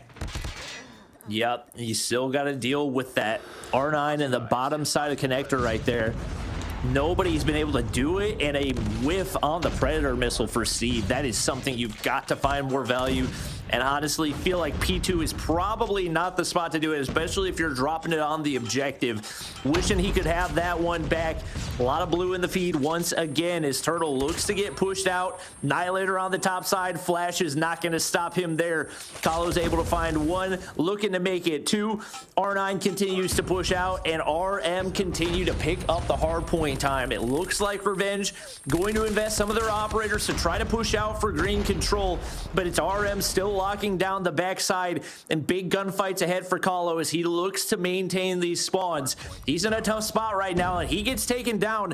This is the opportunity that Revenge have been looking for. And they need to really grasp this setup. The biggest issue is you still have players in and around the ski lift area for P3, and this is actually going to be setting up a little bit of a spawn trap. You got to be careful here if you are Revenge. Trades seem to be on point, and where Kahlo is currently located at, he's not going to fully break up the spawns. You do have Brinks that does spawn all the way out, or Steve, excuse me. It's still not going to be enough, you'd feel, because you can just play in and around this objective if you're RM. Steve has to pull out the Purifier, gets inside of the ski lift hard point, breaks up the Manani. You still have 35 seconds left to play, and Revenge would do well to soak up all of it. Yeah, obviously they would have liked to find that break a little bit sooner, especially having spawn control, but you force out a lot of operators for RM to find any time right there, and R is going to find a solid feed as he breaks on in, able to find some hard point time right here, but the gunny for RM is just on point. Spawns are kind of split right now as both teams are spawning in the backside. Turtle's able to come out on top, and now every kill here is going to be devastating for the opposition as Turtle's going to leave them spawning all the way across the map as they're desperately scrambling, trying to make their way over to P4. Oh my. Ooh. You need this. Really do. Revenge don't have all the tools in the world to do it. But the problem is that RM currently inside the objective, they have more than enough tools to do it. You got Rush up top, R90 shotgun, Baden switching alongside Turtle, getting closer towards that 250-point mark. Kahlo sitting on 37 has had himself a heck of a map. Turtle building up some more streaks as well, and looking like it might be an inevitable result here for map 1, as there's so much utility for RM to keep Revenge out of this hard point. Couple more operators left to go if they need them, but Brinks is completely pushing out the opposition. Pred Missile connects right there, and Steve, 1 HP, able to push up for 1, but can't make it 2. It's all on to Brinks. Equalizer in hand, not gonna connect right there. And RM, slow start, but take a decisive map 1. Honestly speaking, I thought that was going to be a lot closer as far as the scoreline is concerned. The way we saw just P1 being a big old jostle for positioning back and forth, but it was such an eye-opening experience. But you even saw the rotation from P1, which is not too far away, to P2. And RM were just well ahead of the game as far as Revenge are concerned, always trying to play off their back foot, trying to answer to the response off the initial setup. And they started to at least answer that inside of P3 around the ski lift. But I mean, they got broken up just so damn quickly that it always felt like they were playing a responsive game of hardpoint, not a necessarily fundamentally strong hardpoint on where they could be setting up for their crossfires, finding the kills required, breaking up the spawns. And that is the step ahead gameplay that we got out from RM, if you will, Bobby, where they were always trying to rotate around that 15 to 20 second mark, get those spawns ahead of new if they didn't have the initial setup. And when they were entrenched in one of these hills, when you feel like they were probably guaranteed at least 35 seconds. And with Sushi not in the starting lineup, I feel like Kahlo really stepped up right there. Phenomenal anchor AR play, and I think especially his presence on P3, making sure the spawns don't flip. He was pretty much untouchable once he got into that position. The SMGs roaming were so difficult to trade as well. And like we said, even though they got smacked around yesterday, there are definitely bright spots for this RM squad. And this is a team that I think has a lot of potential. And I think with maybe an addition or a little bit more practice, could be a team that can go up against some of those other challenger teams that we're seeing in the challenge season. Obviously, Revenge looking to bounce back. Not a terrible map for them. Very strong start. Hopefully, we see more bright spots for them in the S&D. You got to talk about the 40 and 14 elephant in the room. I mean, Kahlo just absolutely had a whale of a game. 38 and 23 as well for Turtle. Just, it was the constant setups around R90 shotguns from Rush. And then you also just had the inevitable bait and switch coming through from SMGs, ARs alike. Just really pristine gameplay. As you were saying, even yesterday, yes, they only put up 78 points versus Kings when they ended up, or Exclusive, excuse me, when they ended up losing out on that map. But I think, or 52, excuse me. I think it's just one of those things that you get to see the answers that RM absolutely have the ability to play fundamental hardpoint. It just was not delivering against a top tier opponent of Exclusive. But going up against, I wouldn't necessarily say a bottom barrel team, because let's be candid, Revenge were looking pretty damn good across that map at a lot of different points in time. I think they're going to have their work cut out for them ahead of the search and destroy. Yeah, and it seems like this is kind of the equalizer for all of these teams, the one map that they all feel very comfortable playing and are willing to challenge just about anybody in EU on. So we've seen a lot of different approaches to the firing range play style. Obviously, a lot of it has been aggressive, especially for the offensive teams, but we've even seen some psycho defensive pushes. It really has been control of the mid-map that's dictated the pace of the majority of these games, especially when it comes to those A pushes. So we'll see which team is able to capitalize on that most. As once again, we've gotten a lot of different looks at it, especially given the number of times we've seen it this weekend. And speaking of how many times we've seen it this weekend, this is the same map 2. I know everybody acts surprised we're getting a map 2 firing range search and destroy here in EU, that they lost 7-0 versus Exclusive yesterday. So it's tough to really gauge on how much you could possibly take away from that loss versus Exclusive, but RM really do have a chance to do something really good here, and that is just to have as dominant of a performance as possible. The same could be said for Revenge on the other side. As we always talk about here in COD Mobile, Search and Destroy needs to be that integral game mode for these up-and-coming individuals to really showcase their talents and abilities. You have to read, adapt, and then overcome to make sure that you are understanding what a lot of these teams are doing. The one thing that has been utterly frustrating, and I'm sure you feel the same way, Bobby, for a lot of these teams, you just can't leave the middle of the map open, because a lot of these players with SMGs in hand are probably just going to run you down, and even smoke grenades probably won't stop them. So a lot of questions need to be answered here. Can things be evened up one apiece, or are RM going to take a 2-0 lead in the series? All right. See what they can do right here, as it is going to be RM on the defense to get things started. And as expected, lots of looks across the mid-map. Sniper not going to connect for the kill. Pat's going to be forced back right here, trying to find an angle on to that trailer building. And definitely a much more passive approach than we've seen in the majority of these S&Ds so far, as this is probably a little bit closer to what you would expect from the North American region, where you're a little more calculated in your S&Ds, especially on firing range. So we'll see what the approach is going to look like. Steve not looking to get aggressive right here. It looks like a lot of the utility has been used up, and I think they're just going to sit around and wait for the sniper picks to come through. They've already been able to find one. Switch trying to find a second, but they take a little bit too long, and Etude's able to make them pay. Things up, 4v4. Bomb in Maba's hands, now over to Steve, is going to start maneuvering its way over towards A. The biggest issue here, Bobby, they have no information what's going in and around 10. Ooh. Hello. That's a corner you got to check.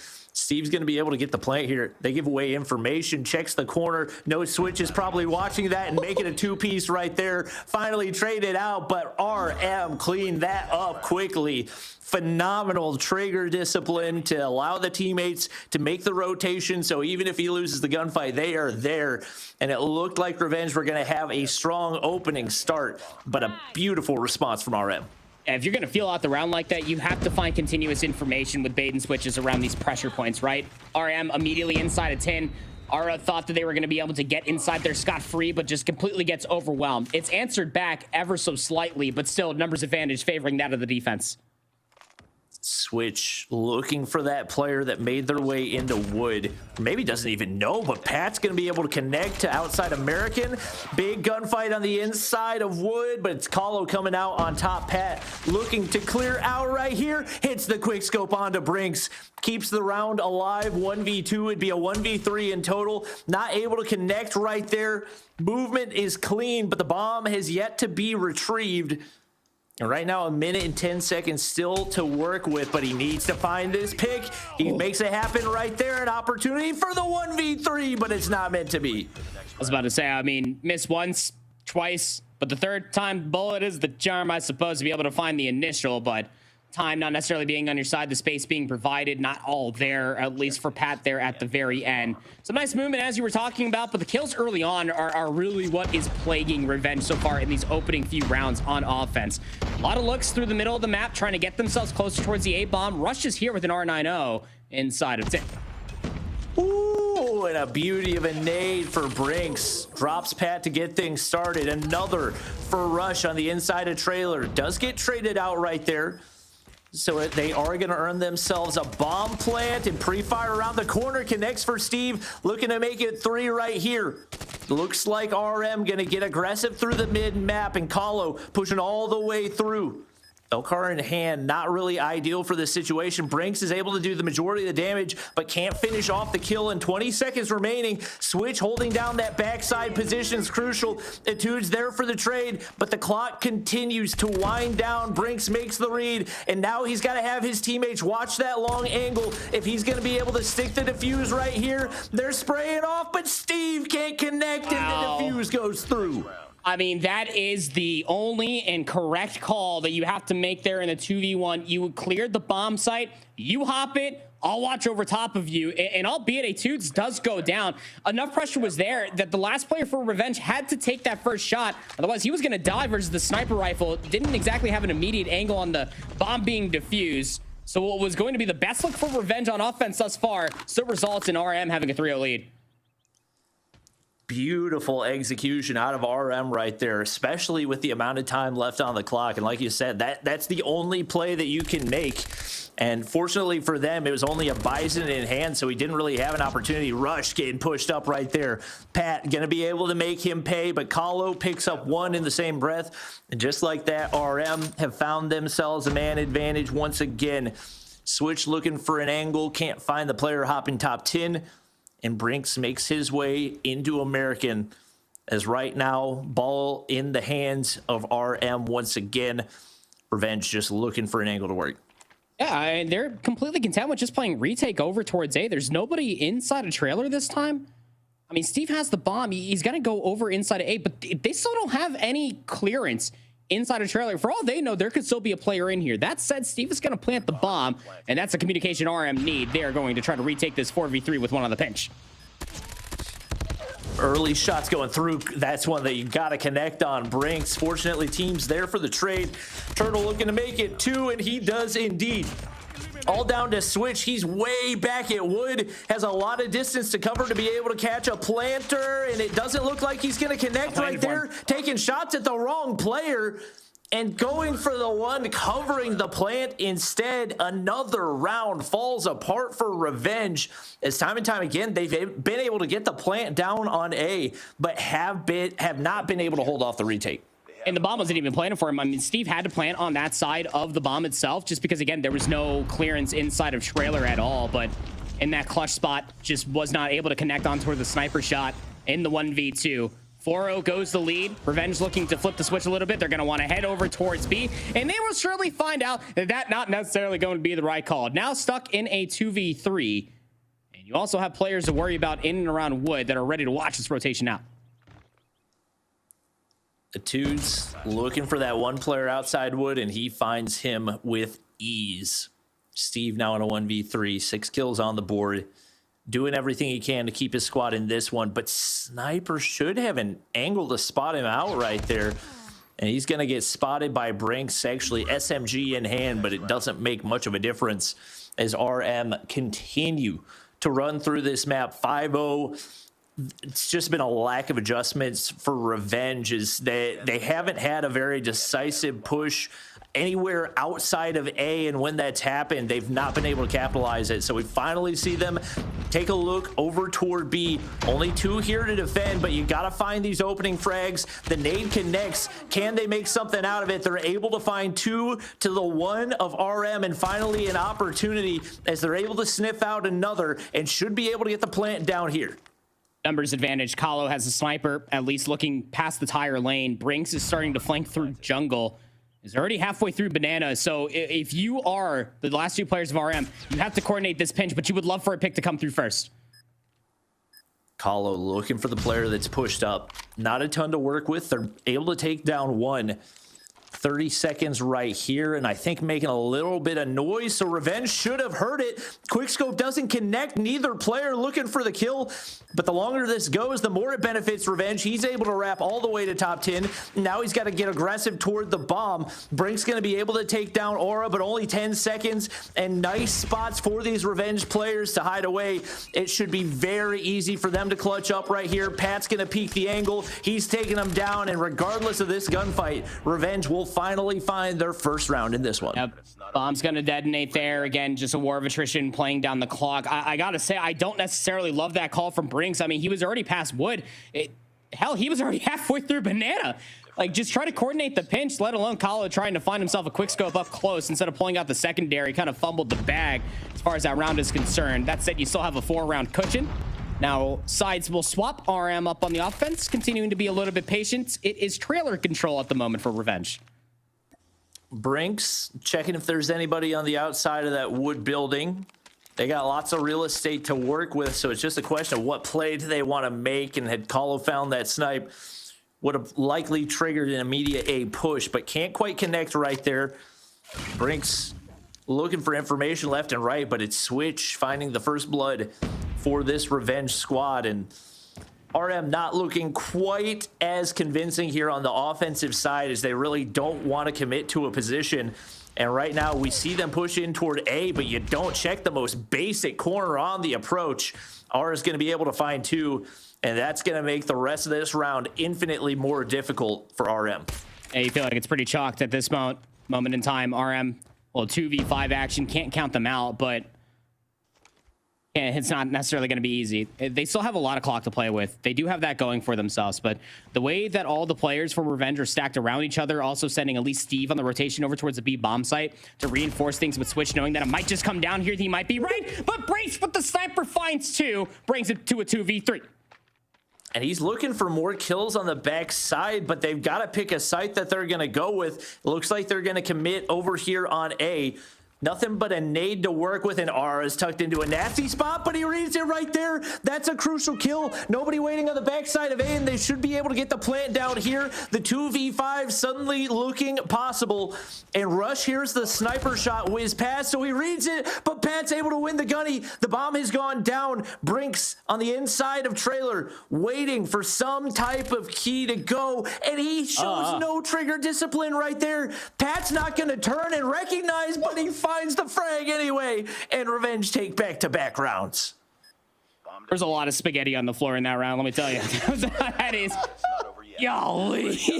I mean, man. From the potential 2v5 down to a 2v2, I saw the separation of what was going to potentially be 2 1v1s, but I mean, the moment that you just don't showcase any bit of trigger discipline, that round was all for naught, albeit Pat did take their sweet old time on turning around, did find the quick scope to at least put the round to rest.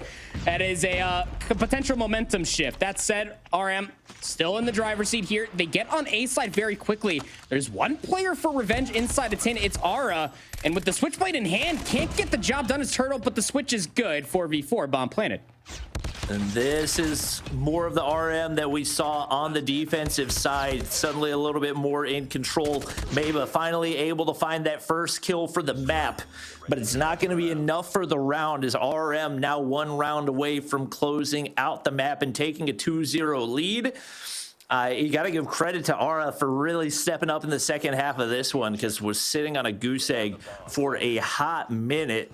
But right now, everybody's got to be all hands on deck for this Revenge squad. None of the nades connect. It's an aggressive mid push once again, and Turtle's going to be able to take down Ara to take complete control of trailer. He said, "Frick it, I'll push all the way through." Does get traded out by Steve, but that should be the bomb plant secured.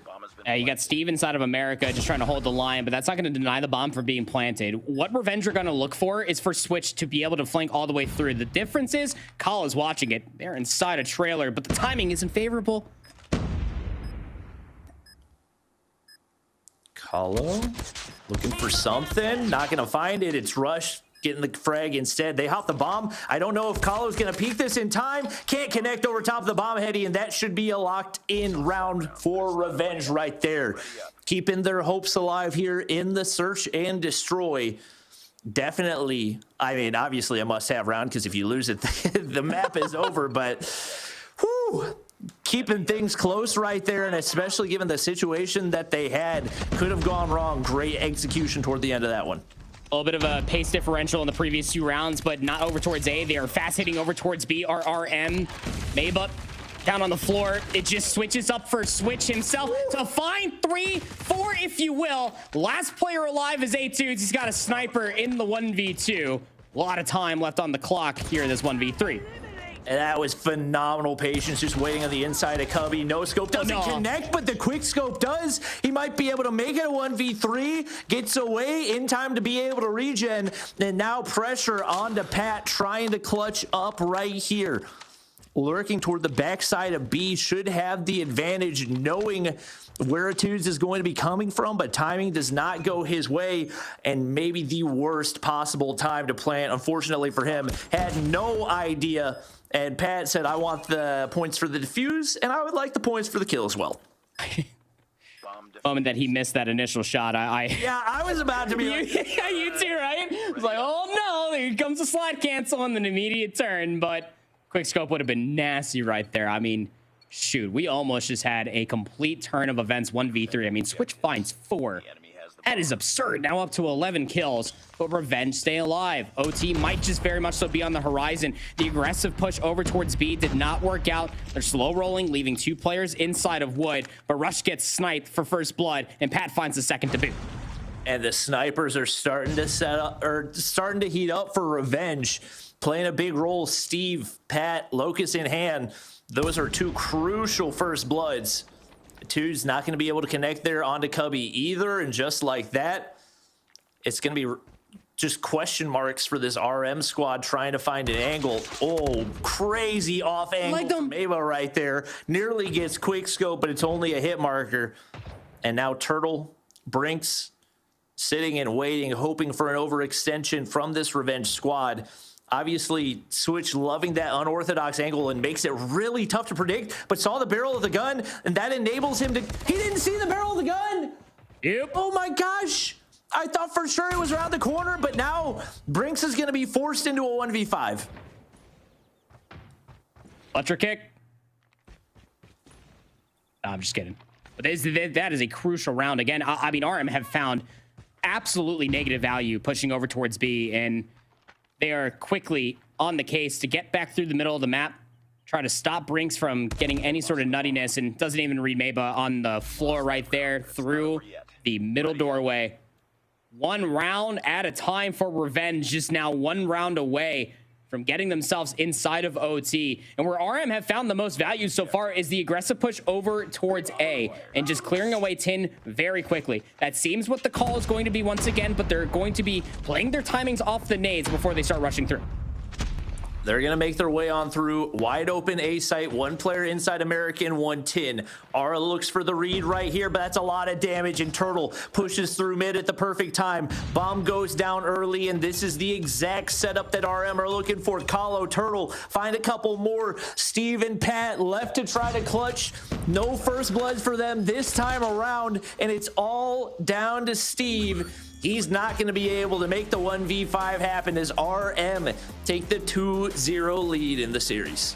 What an interesting search and destroy we just had right there, Bobby. I honestly thought that was going to go maybe Revenge's way, and we were going to guarantee that map 4. I know we were all expecting it. I'm on the edge of my seat seeing if we have even the ability to reach a map number 4. But, I mean, there was a lot of opportunity there for Revenge. You know, the difference maker was being able to shut down the aggressive pushes over towards B. Their retakes over towards A when RM was finding continuous pressure over towards A was ecstatic. That said, the offensive half for Revenge only able to get themselves one round mostly came through from fumbling timings. I mean, if you're going to try to show presence past Banana and try to get yourself inside of B and leave players lurking inside of Wood, and you have no information over towards A, you have to clear corners. And I double emphasize even clearing Tin, that if you leave trailer wide open like that, the chances of an SMG player being in that exact position to shut down the A push, let alone in one of these corners that you somehow did not check, will lead to a 5-1 differential. That said, RM, albeit losing a select few rounds in a row, once they got to offense,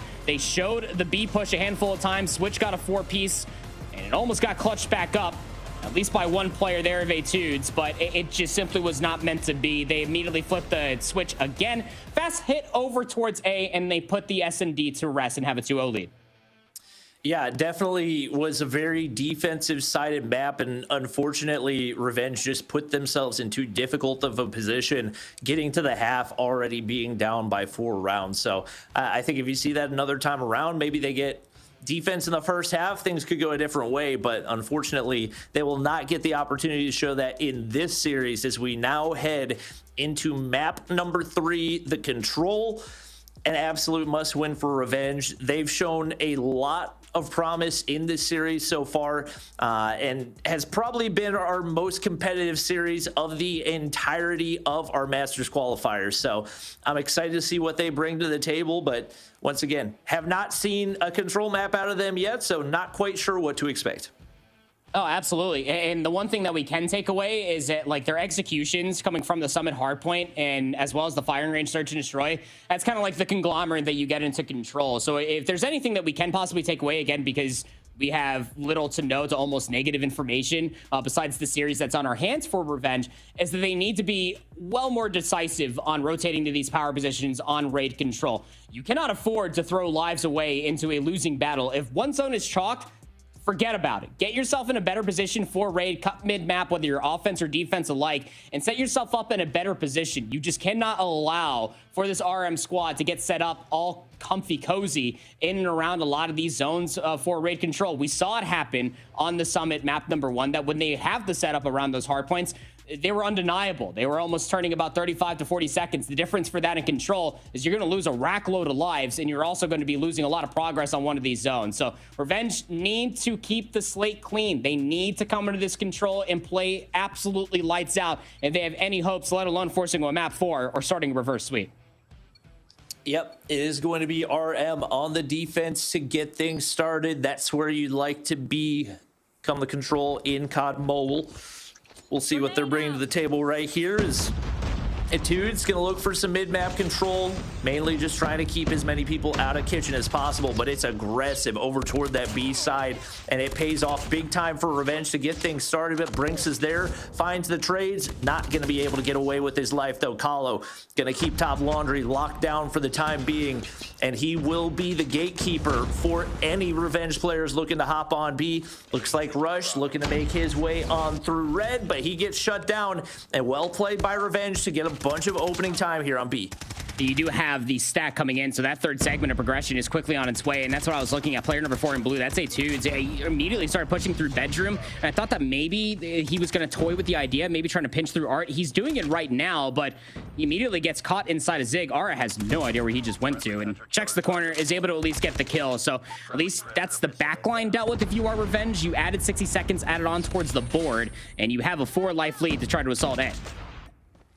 R is going to be able to find 2 more right there, so the life lead goes the way of Revenge. Solid progress over on to A, and RM just has 0 map control right now. They don't have basketball. They don't have kitchen. They don't have money room. They don't have anybody even attempting to make their way through mid steps. I'm not really sure what the game plan is. Kahlo finally makes his way down toward basketball, but he's not able to find any kills right there. He's forced back.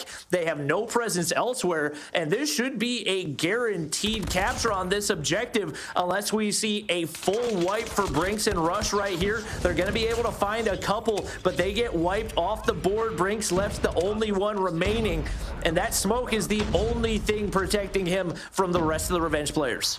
Last player alive down low you saw right there was Brinks. Third segment of progression being worked on. Rush has to jump down from the money window and put himself in a very unopportunistic position. It does set up at least one player to hit the flank. That's Turtle with the switchblade in hand. The last player alive over here is going to be Switch, is dealt with, but now RM have no respawns remaining.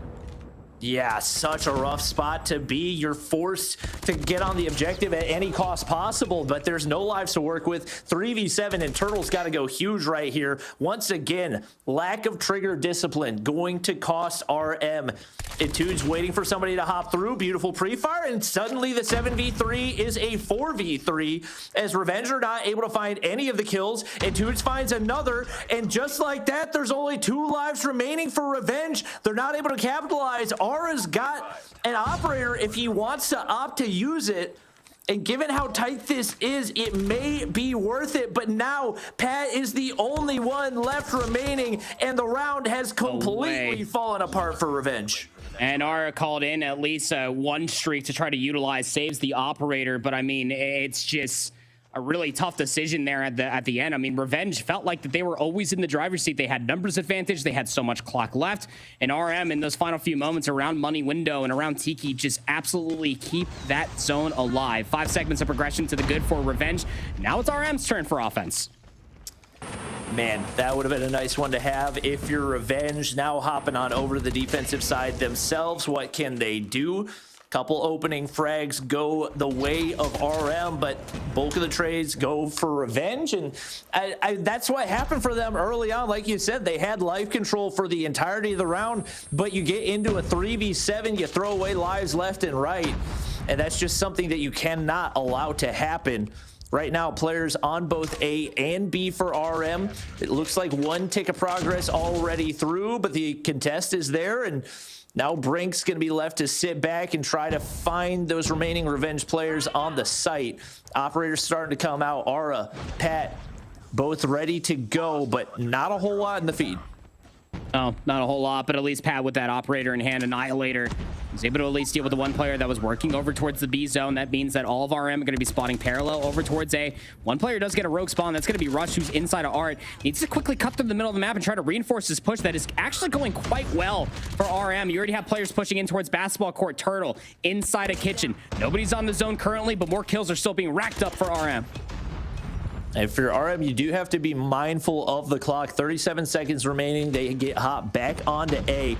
And Etude should be able to keep basketball clear for the time being. That means they're going to be forced through money in mid. Switch going to be able to shut down 2 right there, but can't deal with Etudes. And they will continue to stop the clock here, but trade it out once again. Lives do go the way of RM, but they need to get one of these objectives captured. Lots of room to work with over toward A, but nobody seems to want to hop it. No, not quite yet. I mean, they want to have this emphatic life lead, but it just continues. It gives Revenge so many different opportunities to try to set themselves up for a retake and trades to boot. Hollow with that 2-piece. Should be the A zone fully converted, you would feel. Last player alive that was over here was Steve, and he's going to be dealt with. We're down to 15 seconds. You would really want that extra 60 seconds. Plus this 4-life lead should surely be an offensive round win for RM.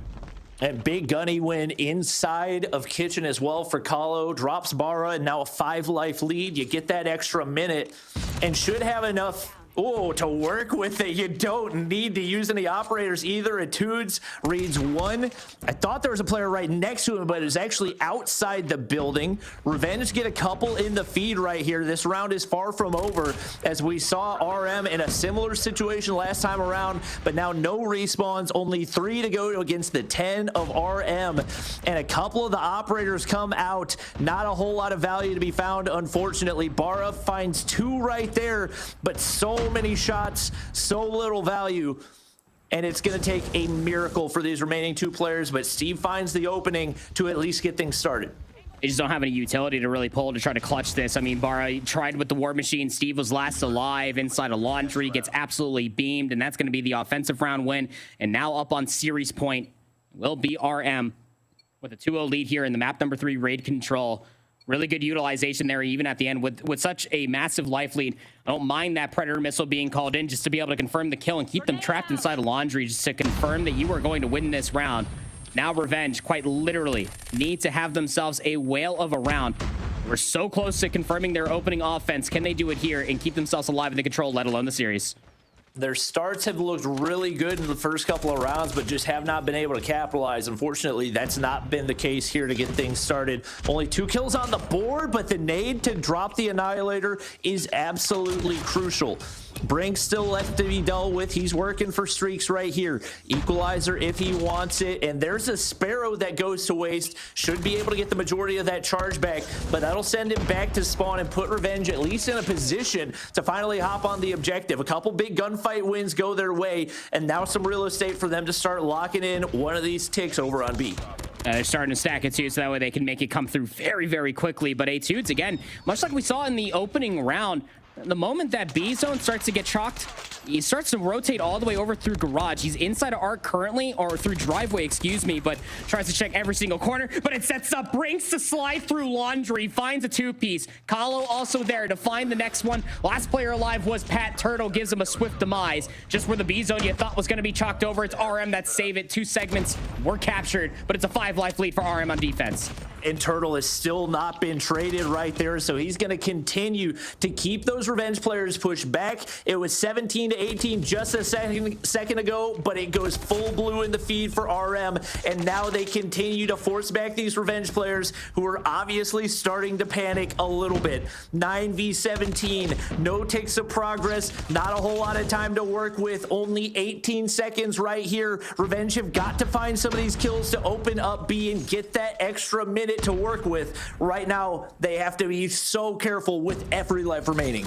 Yeah, every life does quite literally matter. They at least find themselves a handful of kills. They bring it just within about double the amount that RM do have over top of their heads. They had 60 seconds on towards the board, but you really have to be methodical, surgical, if you will, on how you try to cut through the middle of the map. Turtle's just lurking outside a Zig over by rocks, just already cuts down 1. It has gone from worse to disastrous as Revenge have no more respawns. Switch and Pat both lose out on their operators right there. Ara can't seem to... No! Ara takes himself out with the Sparrow, and every single operator has gone to waste for Revenge. Devastation as round after round, they're able to keep things close, but just can't seem to close it out.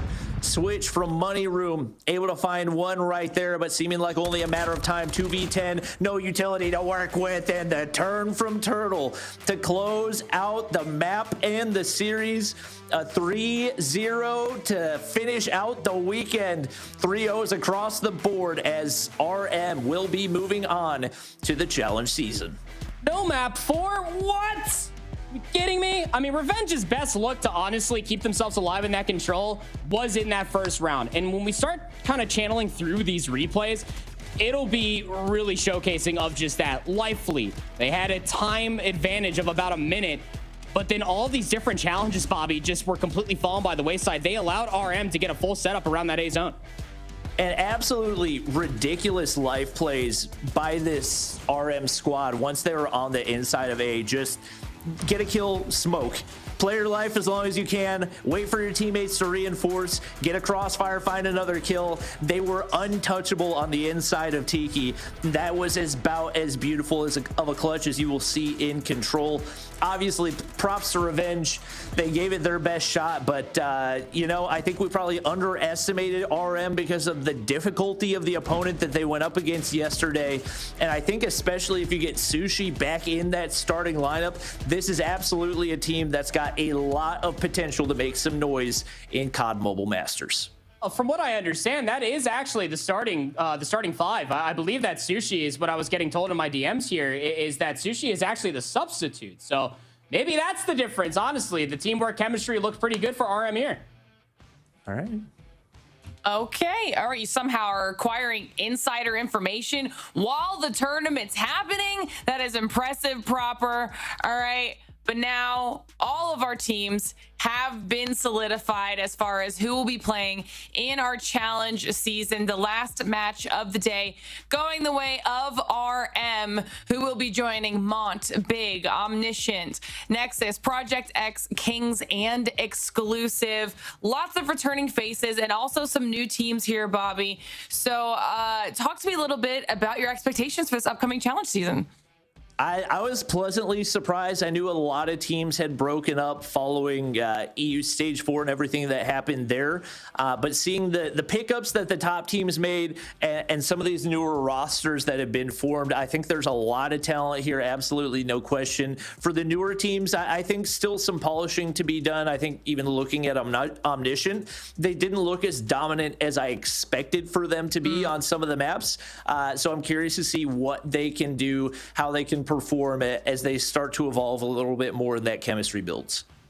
And Proper, first time here on the show with us. Now looking forward to challenge season. First of all, tell me your feelings after this weekend and then what you expect out of the challenge season.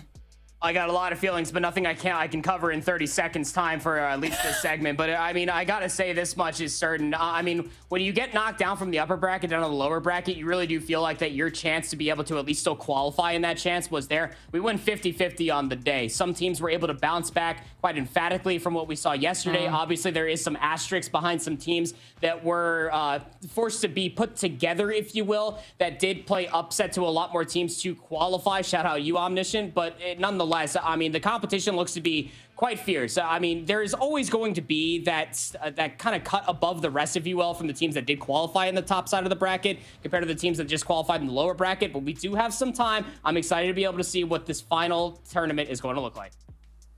All right, well, chat, that's all we've got for EU.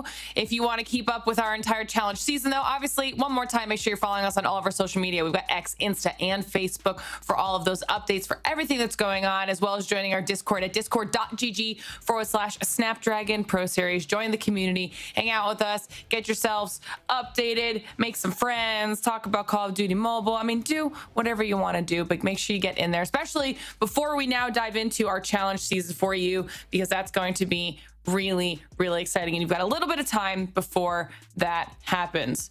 But that's it for our open finals for EU. I mean, really, really fun weekend. I think it's going to prove to be a very interesting challenge season. Like we said, with all of these new names stepping up to the plate, we'll see what they're able to do now in the downtime. But our 8 teams have their tickets punched for the next stage of the competition, and I'm excited to see what they can do. As always, a huge thank you to Snapdragon Elite Gaming, Samsung Galaxy, and Monster Energy for making this whole thing possible. And chat, thank you for hanging out with us and watching the show. Now, EU might be done, but we'll be back here tomorrow, this time for NA. So if you want to see what a different region is doing, Call of Duty Mobile, make sure you stop by and check it out. We'll see you then. Have a good one.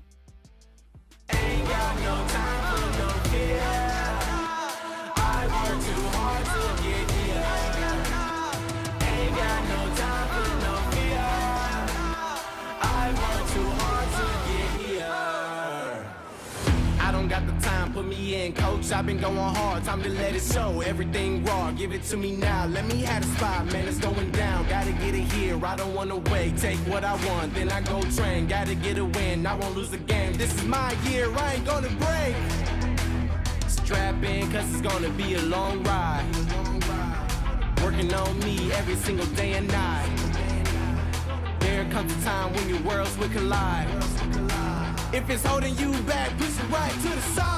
On another level, I will never settle. Mind over matter, get the gold medal. On another level, I will never settle. Mind over matter, get the gold medal. Ain't got no time for no fear. I work too hard to get here.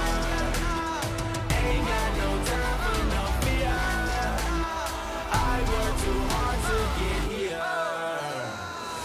On another level, I will never settle. Mind over matter, get the gold medal. On another level, I will never settle. Mind over matter, get the gold medal. On another level, I will never settle. Mind over matter, get the gold medal. On another level, I will never settle. Mind over matter, get the gold medal.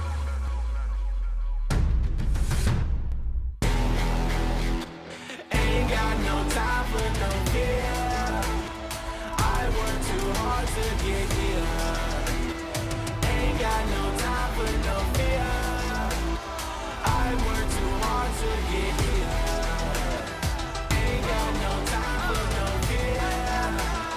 I work too hard to get here. Ain't got no time for no fear. I work too hard to get here. Ain't got no time for no fear. I work too hard to get here. I don't got the time, put me in, coach. I've been going hard, time to let it show. Everything raw, give it to me now. Let me have the spot, man, it's going down. Gotta get it here, I don't wanna wait. Take what I want, then I go train. Gotta get a win, I won't lose the game. This is my year, I ain't gonna break. Strap in, cause it's gonna be a long ride. Working on me every single day and night. There comes a time when your worlds will collide. If it's holding you back, push it right to the side. On another level, I will never settle. Mind over matter, get the gold medal. On another level, I will never settle. Mind over matter, get the gold medal. Ain't got no